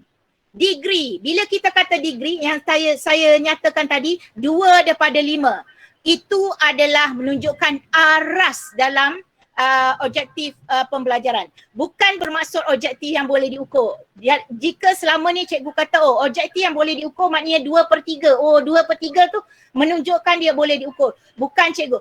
Objektif yang boleh diukur adalah kata kerja yang boleh menunjukkan perubahan tingkah laku. Daripada tak boleh menulis 3 ayat, akhirnya boleh menulis 3 ayat. Okey, daripada tak boleh membaca, akhirnya boleh membaca. Okey, itu yang dimasukkan dengan objektif yang boleh diukur. Okey, bila kita kata kuantitatif. Kuantitatif ialah contohnya dalam masa 20 minit, boleh menyelesaikan 10 latihan dalam masa 20 minit. Itu aras cikgu, kuantitatif. Boleh menulis 2 daripada 3 ayat yang diberikan. Okey, itu adalah kuantitatif. Tapi jika cikgu guna ataupun guru menulis dengan tepat, dengan betul, okey, itu perkataan itu ialah kualitatif. Okey, itu juga menunjukkan aras. Okey, jelas? Cikgu Ziha, ada cikgu angkat tangan tadi. Okey, sebab saya tak tengok. Siapa ya? Boleh cikgu boleh rakan-rakan lain, SSC lain boleh tolong cikgu, sebab saya terus pada slide saja, saya tak tengok di sini. Siapa yang angkat tangan tadi? Cikgu Suhaila tadi saya nampak. Okey, minta maaf Cikgu Suhaila. Maaf memang tertekan sebenarnya. Okey, tertekan. Minta maaf, saya pun tertekan juga. Justru dia dah hilang pula. Sekejap ya.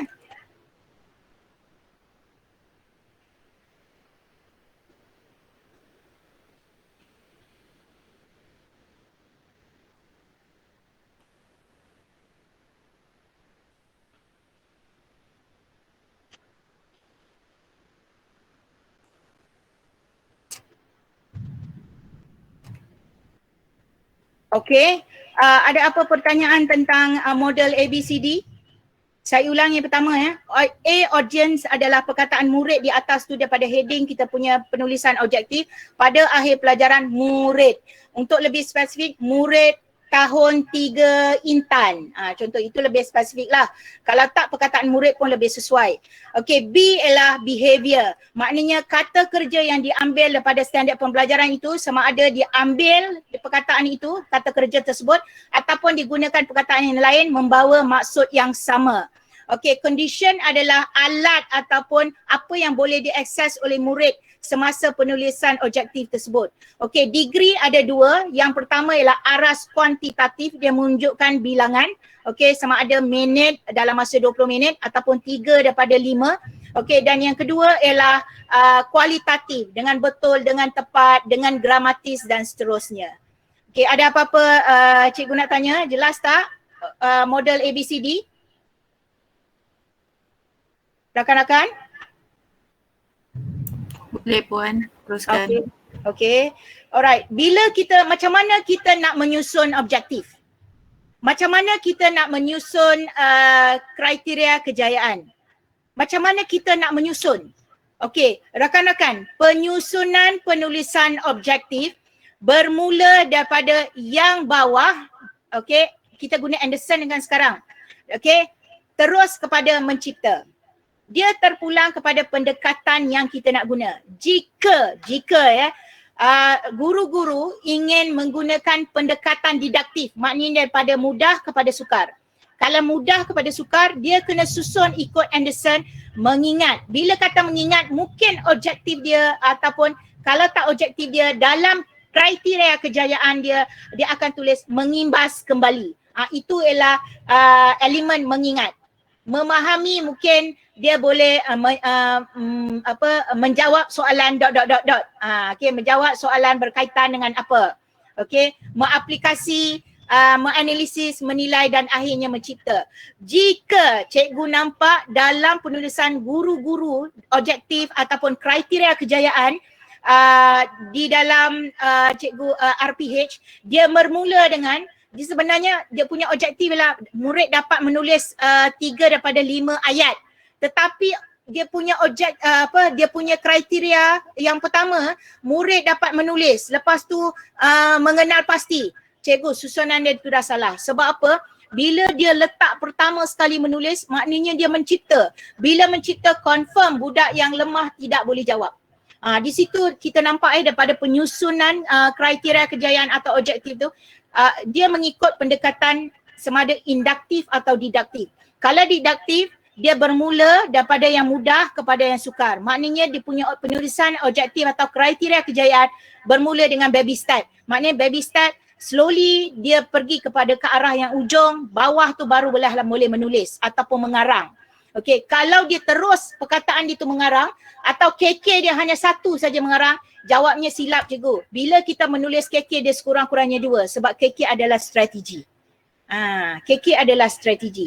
Tu jangan silap ya. Jangan buat satu objektif satu KK. Maknanya kalau satu objektif KK dia mesti sekurang-kurangnya 2. Sebab apa? KK adalah strategi. Kalau kita contohnya nak menang dalam perlawanan bola sepak, takkan strategi kita menyepak bola ke gol je. Dia mesti ada beberapa strategi yang akan kita susun untuk akhirnya kita boleh mencapai objektif kita lah menang perlawanan bola sepak pada hari tersebut. Okey, jadi saya tegaskan di sini, bila menulis KK minimum ialah 2. Okey. Seterusnya yang ini yang saya bagi nota nanti pada cikgu. Cikgu boleh tengok apa yang dimaksudkan dengan mengingat, memahami, mengaplikasi, menganalisis. Daripada menganalisis, menilai dan mencipta itu adalah kebat. Itu adalah kebat. Jadi kalau contohnya macam sains, sains selalunya dia buat uli kaji dulu kan. Dia buat uji kaji, dapatan di situ murid akan extract apa dapatan. Itu adalah pendekatan induktif. Maknanya yang sukar kepada yang mudah. Mungkin mata pelajaran sains, mata pelajaran reka cipta ada sebenarnya yang ada hands on. Tapi selalunya mata pelajaran bahasa, mata pelajaran matematik dan yang lain-lain, dia bermula daripada didaktif, yang mudah kepada yang sukar. Jadi sama ada induktif atau didaktif terpulang kepada aras keupayaan murid. Kalau murid tu lemah, selalunya memang didaktif. Kalau murid yang pandai, selalunya dia pergi kepada induktif. Maknanya dia kaji dulu, akhirnya dia boleh dapat, dia derive apa yang dia dapat tu dia tulis. Itu ialah induktif. Sukar dulu, barulah kepada yang mudah. Contohnya dia cuba bina sesuatu dan guru akan kata kena pasti apa kelemahan, kenapa awak punya ni tak jadi, kenapa eksperimen awak tak jadi. Dia akan derive daripada situ. Itu ialah pendekatan induktif. Maknanya sukar kepada yang mudah. Jadi bila penyusunan kriteria kejayaan ataupun lebih daripada satu objektif, dia kena ikut susunan dalam Bloom-Anderson. Okey, contoh objektif pembelajaran. Di sini ialah bahasa Melayu tingkatan 4 cikgu, saya bagi contoh tingkatan 4. Mendengar, ini daripada standard pembelajaran. Mendengar, mengenal, menyebut, mengenal pasti. Mendengar, mengenal, menyebut, mengenal pasti dalam putih tu. Itu adalah kemahiran. Itu adalah kemahiran, maknanya murid murid boleh buat. Okey, kemahiran adalah murid boleh buat. Cikgu tengok yang warna merah, ada perbezaan, ada sebutan, perkataan, rangkai, kata, istilah, ungkapan, ujaran. Itu adalah kata nama. Jelas, betul, itu adalah kata sifat. Jadi di sini kata nama dan kata sifat ialah pengetahuan. Apa murid boleh tahu. Jadi di sini apa murid boleh faham, apa murid boleh buat, apa murid tahu, maknanya apa murid faham dan apa murid tahu. Jadi di sini dalam standard pembelajaran dah ada benda ni. That's why dia kena extract daripada standard pembelajaran untuk menjadikan dia objektif pembelajaran. Cikgu tengok di sini contoh. Dia punya kata kerja je, mendengar, mengenal, menyebut, mengenal pasti. Tapi guru ini menuliskan, menyatakan sekurang-kurangnya 3 perbezaan sebutan, perkataan, rangkai kata, istilah dan ungkapan dalam bahan yang diberikan. Dia guna perkataan bahan tu, namun dia hanya ambil satu saja, dia kulhumkan perkataan mendengar, mengenal, menyebut dan mengenal pasti, jadi menyatakan. Jadi di sini cikgu, menyatakan adalah verbal, lisan, betul tak? Tapi kemahiran yang perlu budak kuasai di sini ialah kemahiran mendengar. kemahiran mengenal, kemahiran menyebut, kemahiran mengenal pasti. Jadi bila dia menulis objektif di sini, dia hanya gunakan satu saja, iaitu kemahiran lisan. Dia guna daripada menyebut, dia extract kepada menyatakan. Jadi di sini objektif pembelajarannya tepat atau kurang tepat.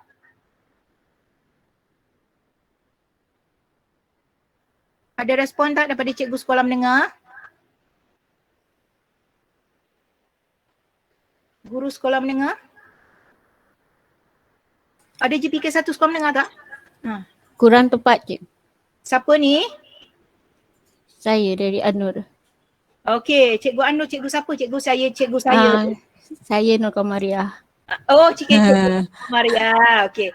Kurang tepat kerana dia extract hanya satu saja kemahiran dan dia pada akhir pelajaran murid dia boleh menyatakan aja. Jadi di sini tak tergambar apa yang ada dalam SP dalam dia punya objektif pembelajaran. Sepatutnya objektif dia kena tulis semua yang ada di sini. Sama ada perkataan mengenal pasti dia tukar kepada perkataan menyebut tadi. Okey, sekurang-kurangnya 3 perbezaan dalam sebutan, rangkai kata, istilah dan ungkapan. Dalam audio Kitalah Juara, dia lebih spesifik, ini diberikan dengan jelas dan betul. Barulah objektif ini, objektif yang bertepatan apa yang ada dalam standard pembelajaran. Okey, kalau dia nak buat kulhum macam ni pun boleh. Kalau dia nak pecahkan macam ni, pecahkan jadi satu-satu pun boleh. Maknanya mendengar audio Kitalah Juara, okey, kemudian mengenal pasti dan mengenal, okey, dan menyebut serta mengenal pasti dia jadikan lagi satu objektif yang lain. Boleh dipecahkan cikgu, tak ada masalah. Okey. Namun cikgu, jika guru tersebut menggunakan kriteria kejayaan, mungkin penulisan objektifnya tidak mengikut model ABCD. Dia akan lebih general tetapi spesifiknya akan ada dalam kriteria kejayaan. Saya ulangi cikgu. Jika guru tersebut, okey, sekolah telah memutuskan bahawa sekolah kita ialah sekolah program TS25. Kita tulis KK. Sebab apa dalam standard 4 tu dia kata mengikut arahan yang berkuat kuasa. So kita guna klausa tersebut menggunakan arahan yang berkuat kuasa. So kita nak gunakan KK. Kalau objektifnya umum, okey, spesifiknya ada dalam KK. Namun jika tidak ada KK, objektifnya mesti spesifik. Okey. Ini ialah untuk murid bahasa Melayu tingkatan 2. Okey, menulis untuk menghasilkan perenggan karangan secara terancang, menulis perenggan isi. Dia ada dua standard kandungan dan dia punya standard pembelajaran. Menulis perenggan isi dengan membina pelbagai ayat topik, huraian, ayat contoh dan ayat penegas secara terancang. Secara terancang tu kata sifat tu dah ada kat situ, secara terancang, dengan betul, dengan tepat. Jadi di sini bila kita kata audience, pada akhir pelajaran murid, perkataan murid tu adalah audience, sebab tu dia punya keyword tu kena ada dalam penulisan objektif. Yang kedua ialah menulis isi perenggan adalah tingkah laku dengan membina satu ayat topik, satu ayat huraian, 2 ayat contoh dan 1 ayat penegas, itu adalah kuantitatif. Secara terancang ialah kualitatif. Jadi di sini A, B, C, D dia ada dengan jelas. Dia tambahkan lagi berdasarkan gambar yang dia beri. Itu syarat. Okey, ataupun condition. Inilah penulisan objektif yang baik. Okey. Jika jelas objektif di sini, mungkin dia punya KK dia akan lebih umum sikit lah. Dia boleh bagi satu-satu, menulis perenggan dengan apa. Contohnya menulis ayat topik dan ayat apa contohnya. Okey. Tapi di sini cikgu, jika objektif dia melengkapkan peta buih, melukis peta buih, melukis poster, itu bukanlah objektif. Itu adalah aktiviti. Sebab apa? Melukis poster, melengkapkan tempat kosong, bukanlah kemahiran yang ada dalam bahasa Melayu. Okey. Seterusnya ialah kriteria kejayaan. Ada apa-apa tak nak tanya tentang objektif pembelajaran? Jelas tak rakan-rakan guru? Rakan-rakan PPD? Jelas. Okey. Sekarang ni kita pergi kepada kriteria kejayaan. Kriteria jika objektif adalah apa, kriteria kejayaan adalah bagaimana. Saya ulangi ya cikgu, jika objektif pembelajaran adalah apa, apakah kefahaman, apakah pengetahuan, tahu, faham boleh buat, ingat je. Apakah pengetahuan, apakah kefahaman, apakah kemahiran, apakah murid boleh tahu, apakah murid boleh buat, itu adalah objektif. Bila kita kata kriteria kejayaan, ialah kriteria kejayaan bagaimana murid boleh capai objektif pembelajaran. Apakah strategi yang akan murid akan buat untuk mencapai objektif pembelajaran. Objektif adalah berasaskan standard pembelajaran. Okey, kriteria kejayaan adalah berdasarkan pada objektif pembelajaran, bukan KK pada SP. Itu salah. Dia okey, OP mesti berdasarkan pada SP, KK mesti berdasarkan kepada OP. Baru betul. Okey, KK adalah secara umumnya KK adalah strategi berfikir ataupun strategi belajar untuk mencapai objektif pembelajaran. KK sama juga dengan OP, dia mengikut konsep SMART. Okey, dan dia perlu ditunjukkan dengan jelas ke pelbagai murid ataupun pembelajaran terbeza. Jika guru bertanya di manakah pembelajaran terbeza, yang pertama ialah dalam objektif pembelajaran. Okey, kalau dia ada KK, okey, pembelajaran terbeza boleh dilihat dalam KK-nya. Kalau tak ada KK, objektifnya boleh menggambarkan pembelajaran terbeza di situ. Lagi satu, pembelajaran terbeza boleh digambarkan dalam cikgu. Jadi pembelajaran terbeza boleh digambarkan sama ada objektif pembelajaran dan aktiviti pembelajaran ataupun kriteria kejayaan jika sekolah TS25 dalam kriteria kejayaan dan juga dalam aktiviti pembelajaran. Okey. Kriteria kejayaan ialah apa yang murid perlu hasilkan, strategi belajar dan strategi pemikiran yang murid perlukan untuk berjaya mencapai objektif pembelajaran. Sebenarnya dalam sekolah amanah, to the extent sebenarnya murid sendiri boleh berfikir apakah strategi dia nak capai objektif pembelajaran. Itu kalau dia dah mahir lah, dia betul-betul mahir. KK ni akan ditentukan oleh murid tu sendiri. Bagaimana sebenarnya dia nak capai kemahiran tersebut. Dia sendiri akan tahu the step by step. Itu kalau dah sampai ke tahap lah. Kalau tidak memang kita yang kena tentukan. Okey. Bila kita ada KK, murid bila dah habis satu strategi tu, kita akan buat checking. Kita buat semak. Bila kita buat semak cikgu dalam KK ataupun dalam objektif, itu adalah pembelajaran, itu adalah pentaksiran. Pentaksiran formatif. Jadi dia tahu di situ kita akan mentaksir sama ada murid kita telah mencapai ataupun tidak. Kita boleh rujuk kepada di atas. Okey, bagaimanakah penulisan kalau dalam aktiviti bersemuka? Okey, adakah perlu ditulis OP dengan KK-nya? Ya cikgu, sebab apa? Murid kita ada yang visualnya bagus. Dia tengok je, oh dia dah dapat tangkap. Ada murid dia dengar, dia bagus. Cikgu cakap apa je tak payah tengok, dia boleh faham dah. Ada murid dia nak kena buat baru dia faham. Ada murid dia nak dengar dan dia lihat. Jadi di sini yang sebaik-baiknya lah guru menuliskan OP dan KK di papan hitam di penjuru sebelah kanan ke sebelah kiri terpulang kepada sekolah masing-masing. Namun penulisan tersebut janganlah terlalu spesifik mengikut dalam RPH. Murid tahun 1 takkan peduli punya. Okey. Penulisan hanyalah mengikut aras murid, students friendly language. Kalau katalah nak dapat menulis 3 daripada 5 ayat, dekat atas tu mungkin tulis menulis 3 ayat. Macam tu. Simple saja sebab dia nak tahu apa dia perlu capai pada hari tersebut dan apakah strategi dia nak capai pada hari tersebut. Jadi bila semak-semak nanti akan berlaku pentaksiran formatif cikgu. Maknanya pentaksiran formatif guru kepada murid. Okey, cikgu jelas ya. Penulisan perlu, cadangan saya lah ya cikgu, penulisan perlu namun mengikut bahasa yang sesuai dengan aras murid. Kalau budak darjah 1, gunakan perkataan mendefinisikan, confirm dia pun terkebil-kebil. Mendefinisikan apa yang nak sebut pun payah. Jadikan perkataan yang paling mudah yang boleh difaham oleh murid, ditulis di depan.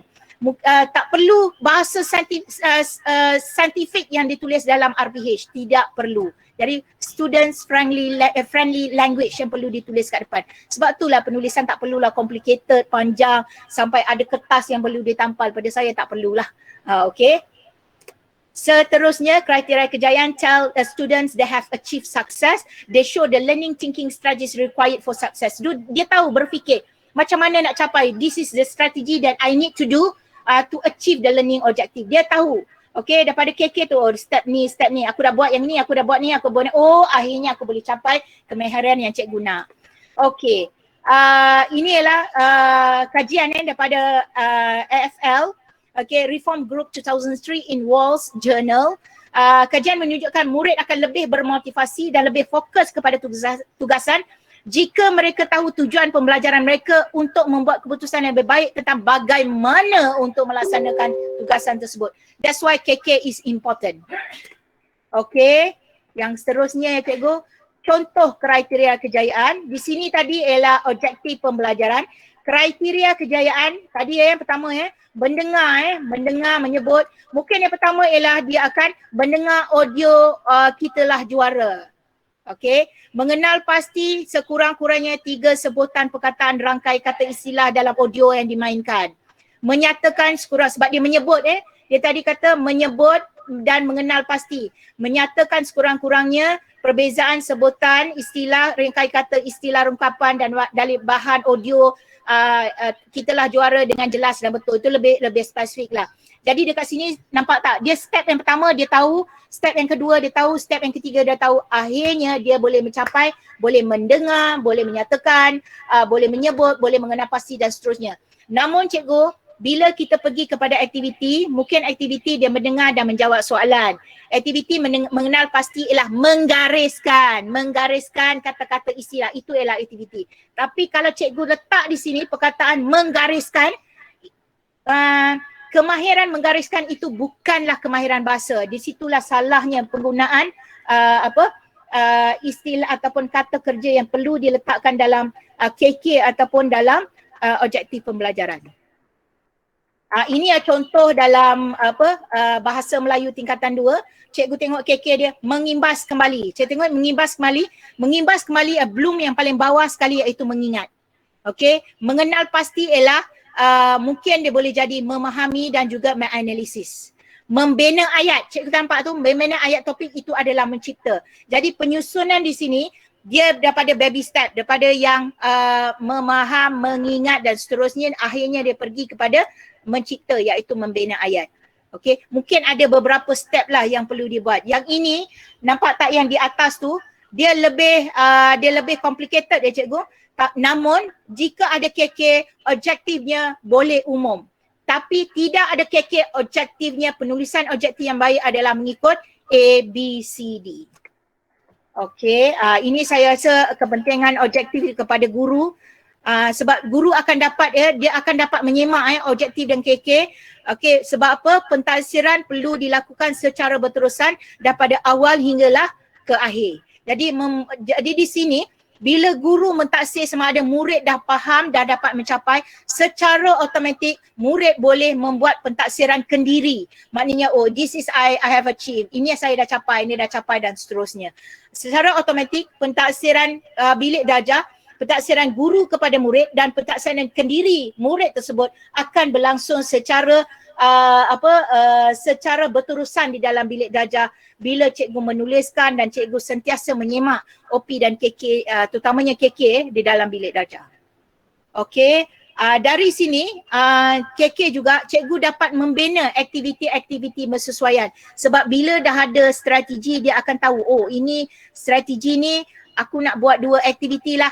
Dua strategi ni akan diselesaikan dalam satu aktiviti. Itu terpulang kepada guru di dalam bilik darjah. Namun cikgu, bilangan aktiviti adalah bergantung kepada masa yang ditentukan untuk setiap satu subjek. 40 minit ke, 30 minit ke. Kalau katalah sampai 4 aktiviti atau 4 objektif, bila objektif dia banyak, mesti aktiviti dia banyak. Kalau 4 objektif, 4 aktiviti, saya confirm 30 minit dengan membebel lagi, confirm tak capai. Jadi mesti ikut SMART yang bawah sekali, timely atau time bound. Bilangan aktiviti, tugasan yang diberikan, latihan yang diberikan, bilangan latihan diberikan, mesti bersesuaian dengan masa yang diperuntukkan untuk satu subjek. Okey, yang inilah untuk murid dia secara automatik, murid akan tahu the big picture apa sebenarnya yang akan dilakukan seterusnya selepas dia selesaikan satu-satu tugasan atau satu strategi. This is the best way kalau menggunakan KK di dalam bilik darjah. Okey, di sini perkongsian objektif dan kriteria kejayaan dikongsikan dalam secara di papan putih, dipaparkan dengan bahasa yang boleh difahami oleh murid. Bahasa murid, bukan bahasa kita cikgu, bahasa murid. Bahasa yang dipermudahkan untuk memahamkan murid, bukan bahasa saintifik yang ada dalam buku. Sebab ada dalam buku, kalau budak tahun 1 perkataan mendefinisikan, confirm dia tak faham. Memberi makna, simple aja dia akan tahu. Okay, dan dikongsikan secara lisan. Besides writing on the board, dia tulis, dia akan dikongsikan secara lisan. Sebab apa? Ada murid dia, murid yang lemah terutama bila tengok saja dia terkebil-kebil nak buat apa hari ni. Bila cikgu menerangkan secara lisan, maknanya secara lebih khusus, dia akan mendapat lebih kefahaman kepada murid yang murid yang lemah ni. Okey, dan ingat digalakkan memang digalakkan sebenarnya merujuk OP dan KK sepanjang masa di dalam PDP kerana itu adalah salah satu pentaksiran formatif. Okey, ini adalah beza antara OP dan KK cikgu. Okey, dua-dua adalah SMART. Okey, dua-dua berdasarkan OP adalah berdasarkan teks statement Bloom. Okey, tapi kriteria kejayaan adalah berdasarkan objektif pembelajaran. Okey, jika objektif tu kena tengok kata kerja yang digunakan. Jadi kata kerja tu penyusunan dia punya KK tu adalah berdasarkan kata kerja yang diambil daripada objektif pembelajaran. Objektif pembelajaran diambil daripada standard pembelajaran. Okey, bukannya KK ambil daripada SP, itu salah. Okey, OP mesti diambil daripada standard pembelajaran, KK mesti diambil daripada objektif pembelajaran. Okey, OP adalah apa? Saya ulangi, apa iaitu kefahaman, pengetahuan, kefahaman dan juga kemahiran. Apa murid boleh tahu, apa murid boleh buat. KK adalah bagaimana strategi, the thinking and learning strategies to achieve the learning objective. Okey, penulisan dalam RPH dirujuk oleh guru sepanjang masa kerana ia adalah penaksiran formatif. Okey, yang inilah keywords dia yang hujung tu, para akhir pelajaran, murid, audience murid boleh atau murid boleh berjaya jika boleh. Itu adalah heading bagi ataupun dia punya glosa bagi penulisan KK. Okey, yang inilah KK adalah what I am looking for. Apa yang akan saya buat. Learning objective ataupun OP adalah we are learning to, apa yang saya akan capai. Okey, aktiviti pembelajaran. Aktiviti pembelajaran dicadangkan sekurang-kurangnya 2 aktiviti pembelajaran. Bila 2 aktiviti pembelajaran, dia akan ada pelbagai kaedah pentaksiran. Sebab dia nak dapat markah dalam 4.5.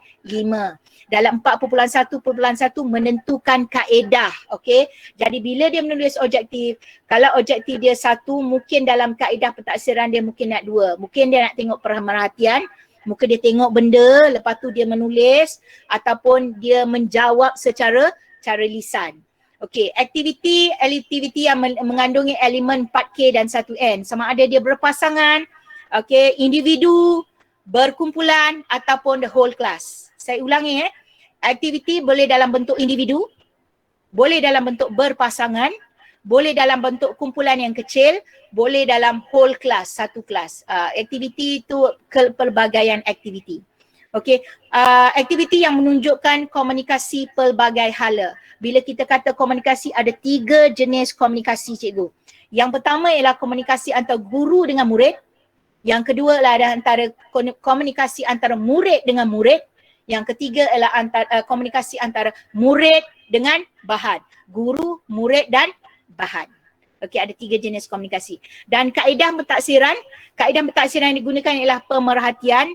Okey, pemerhatian inilah apa yang murid buat, dia perhatikan dan dia boleh menuliskan mungkin dia perhatikan rajah dan dia menuliskan apa yang dia nampak, ataupun dia menggunakan learning walk, dia perhatikan dan dia comment whatever it is, ataupun secara lisan, dia menjawab secara lisan, guru melontarkan soalan dan murid menjawab. Sebab apa ini penting bagi 4.4 dan juga 4.6.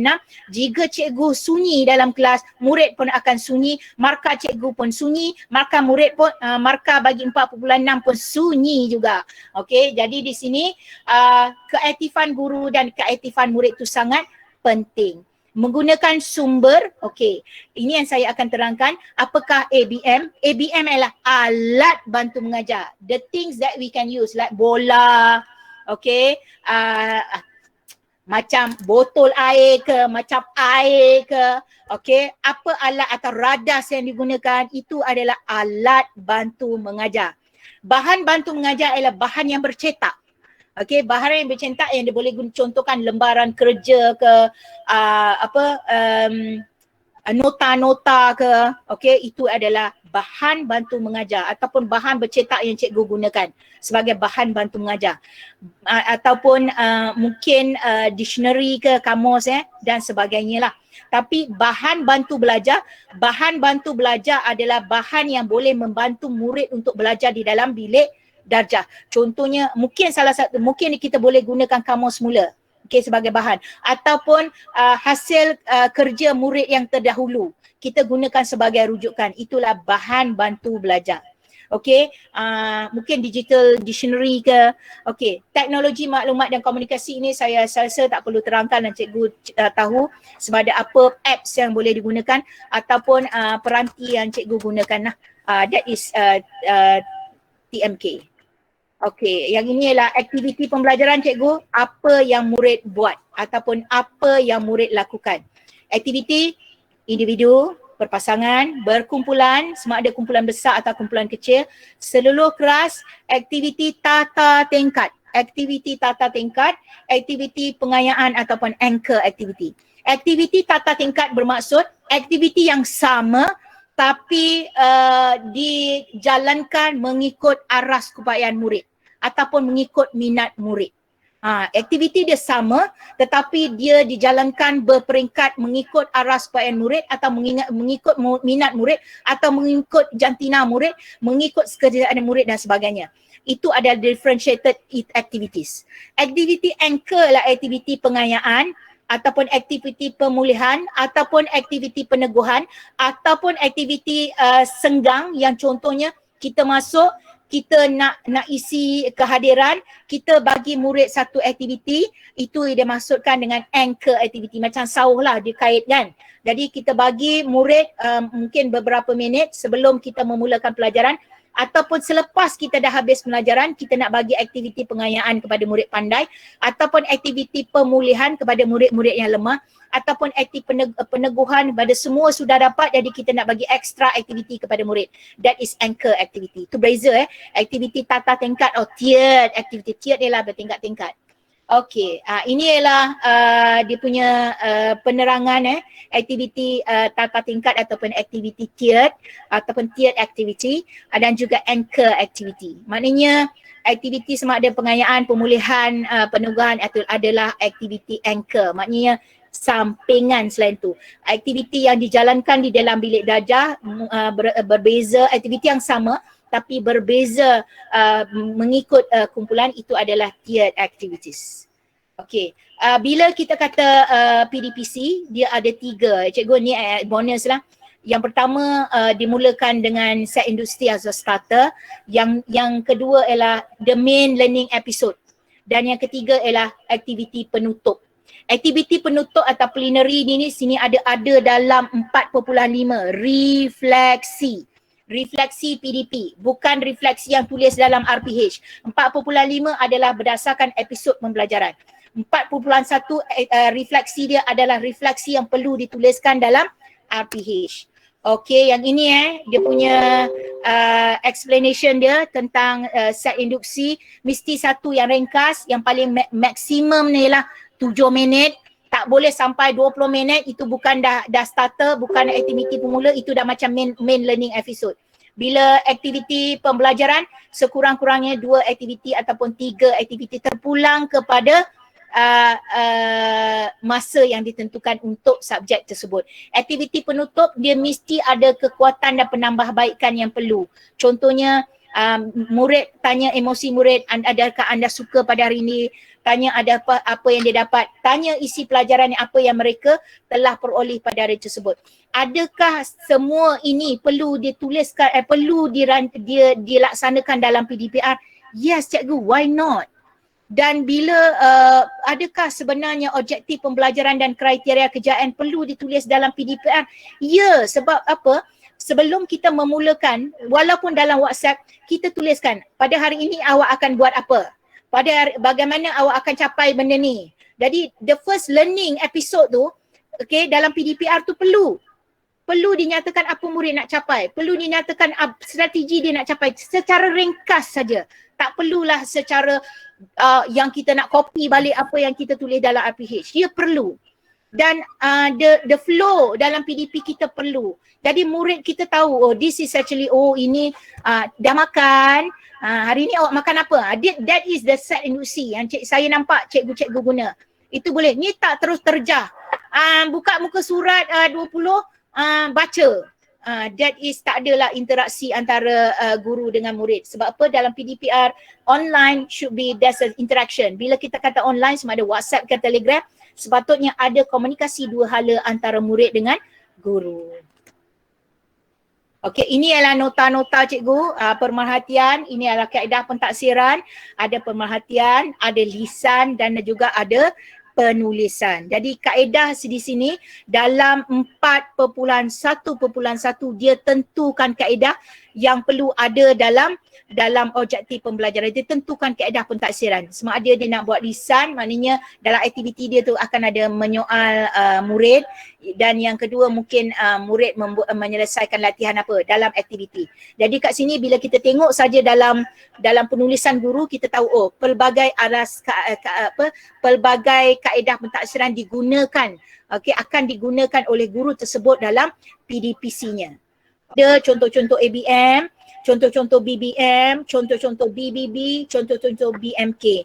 BBB adalah bahan yang digunakan oleh murid untuk membantu pembelajaran mencapai objektif. Contohnya hasil kerja murid, kerja khusus dan sebagainya. That is BBB. Dan mungkin dictionary juga boleh menjadi BBB. Ada apa-apa pertanyaan tak cikgu? Sebelum saya terus kepada impak dan refleksi.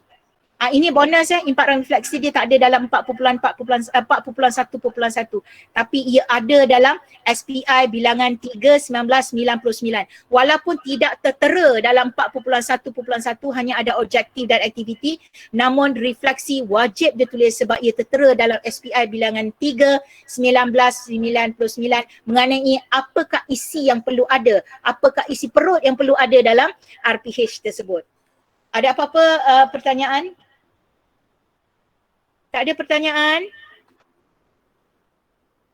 Jelas ke saya bercakap seorang ni? Jelas. Jelas Puan. Okey, saya takut macam saya cakap seorang aja. Okey, impak dan refleksi. Okey. Selalunya, okey, rakan-rakan guru suka menuliskan perkataan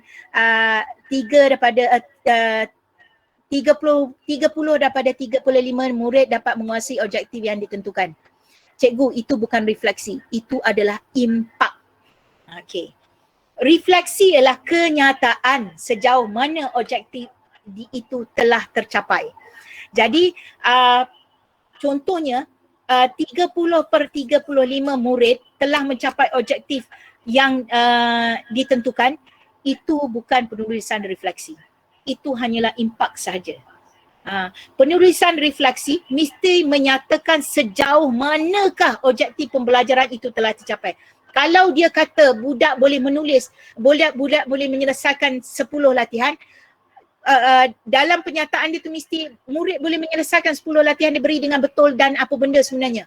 Itu baru penulisan objektif yang penulisan refleksi. Okey, impak ialah cikgu, impak ialah kualitatif. Bilangan murid yang menguasai itu adalah impak. Okey, teaching, students learning and impact. Daripada perkataan impact. Itu adalah impak. Impak is kualitatif.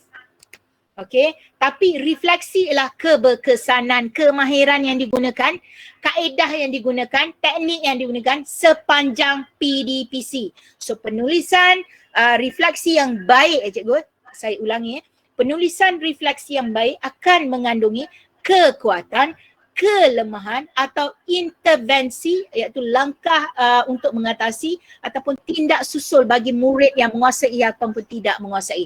Jika tidak menguasai mungkin diberi pemulihan. Jika menguasai mungkin diberi pengayaan. Untuk mengukuhkan mungkin diberi latihan pengukuhan. Barulah itu penulisan refleksi yang baik. Okey. Reflection is a self-involvement process. Personal experience, feelings, recognition are intermingled in recalling past experience, resolving current difficulties, easing out uncomfortable feelings, evaluating one's present and past performance, and searching for new perspective and new solution. Yip 2008. Jadi di sini, jika guru tersebut menggambarkan rasa tidak puas hatinya sebab murid ramai tak hadir dan objektif tak tercapai, itu adalah salah satu penulisan refleksi. Saya berasa amat tidak gembira kerana hanya 15 murid daripada 35 murid yang hadir pada PDPR pada saya pada hari ini. Kerana apa? Apa yang akan diberikan kepada murid tersebut, baru itulah penulisan refleksi yang baik. Jika sekadar 30 per 35 murid telah mencapai objektif, itu bukan refleksi, itu adalah impak. Tetapi dalam SPI bilangan 3/1999 kita perlukan refleksi, bukan impak. Adakah kita perlu buang impak, ambil refleksi saja? Tak semestinya. Jika guru tersebut menggunakan impak 30 per 35, apa yang akan dibuat pada 5 yang tidak capai dan apa yang akan dibuat pada 30 yang dicapai, baru ia menjadi satu refleksi yang baik. Okey. Refleksi ni, how far the learning has been objective, sejauh manakah objektif pembelajaran itu telah tercapai. Dia mungkin tindak susul pada pemulihan, pada pengukuhan atau peneguhan, dan juga mungkin ada pengayaan. Okey, dan apakah penambahbaikan PDPC? Contohnya pada hari tersebut dia nak gunakan Google Meet tapi lain tak bagus. Apa yang akan dibuat penambahbaikan? Itu adalah salah satu refleksi, cikgu. Okey, bila melibatkan bilangan, itu adalah impak. Adakah perlu dia tulis dua-dua? Terpulang kepada sekolah. Sebab apa? Autonomi diberikan kepada sekolah yang akan dibincangkan dalam mesyuarat kurikulum. Ambil satu kata putus. Kita gunakan impak, tetapi dia mesti ada tindak susul apa yang akan dibuat kepada yang tidak dapat dan apa yang akan dibuat kepada yang dapat menguasai objektif pembelajaran. Baru ialah penulisan refleksi yang baik. Okey. Rumusan saya pada hari ini, okey, untuk rakan-rakan peserta. Pada selepas ini rakan saya akan memberikan soalan pasca penilaian, dan saya mohon sangat-sangat rakan-rakan saya rasa telah menguasai, telah tahu sebab apa, semua senyap aja. Okey. Rumusan saya, seorang guru perlu mempertimbangkan banyak perkara dalam rancangan pengajarannya. Sebagai pengurusan bilik darjah, perancangan yang akan berkesan mencerminkan pelaksanaan PDP yang lancar, tersusun serta mencapai objektif pembelajaran. Ingat cikgu, okay, if you fail to plan, you are planning to fail. Jika kita gagal untuk merancang, kita sebenarnya memang telah merancang untuk gagal.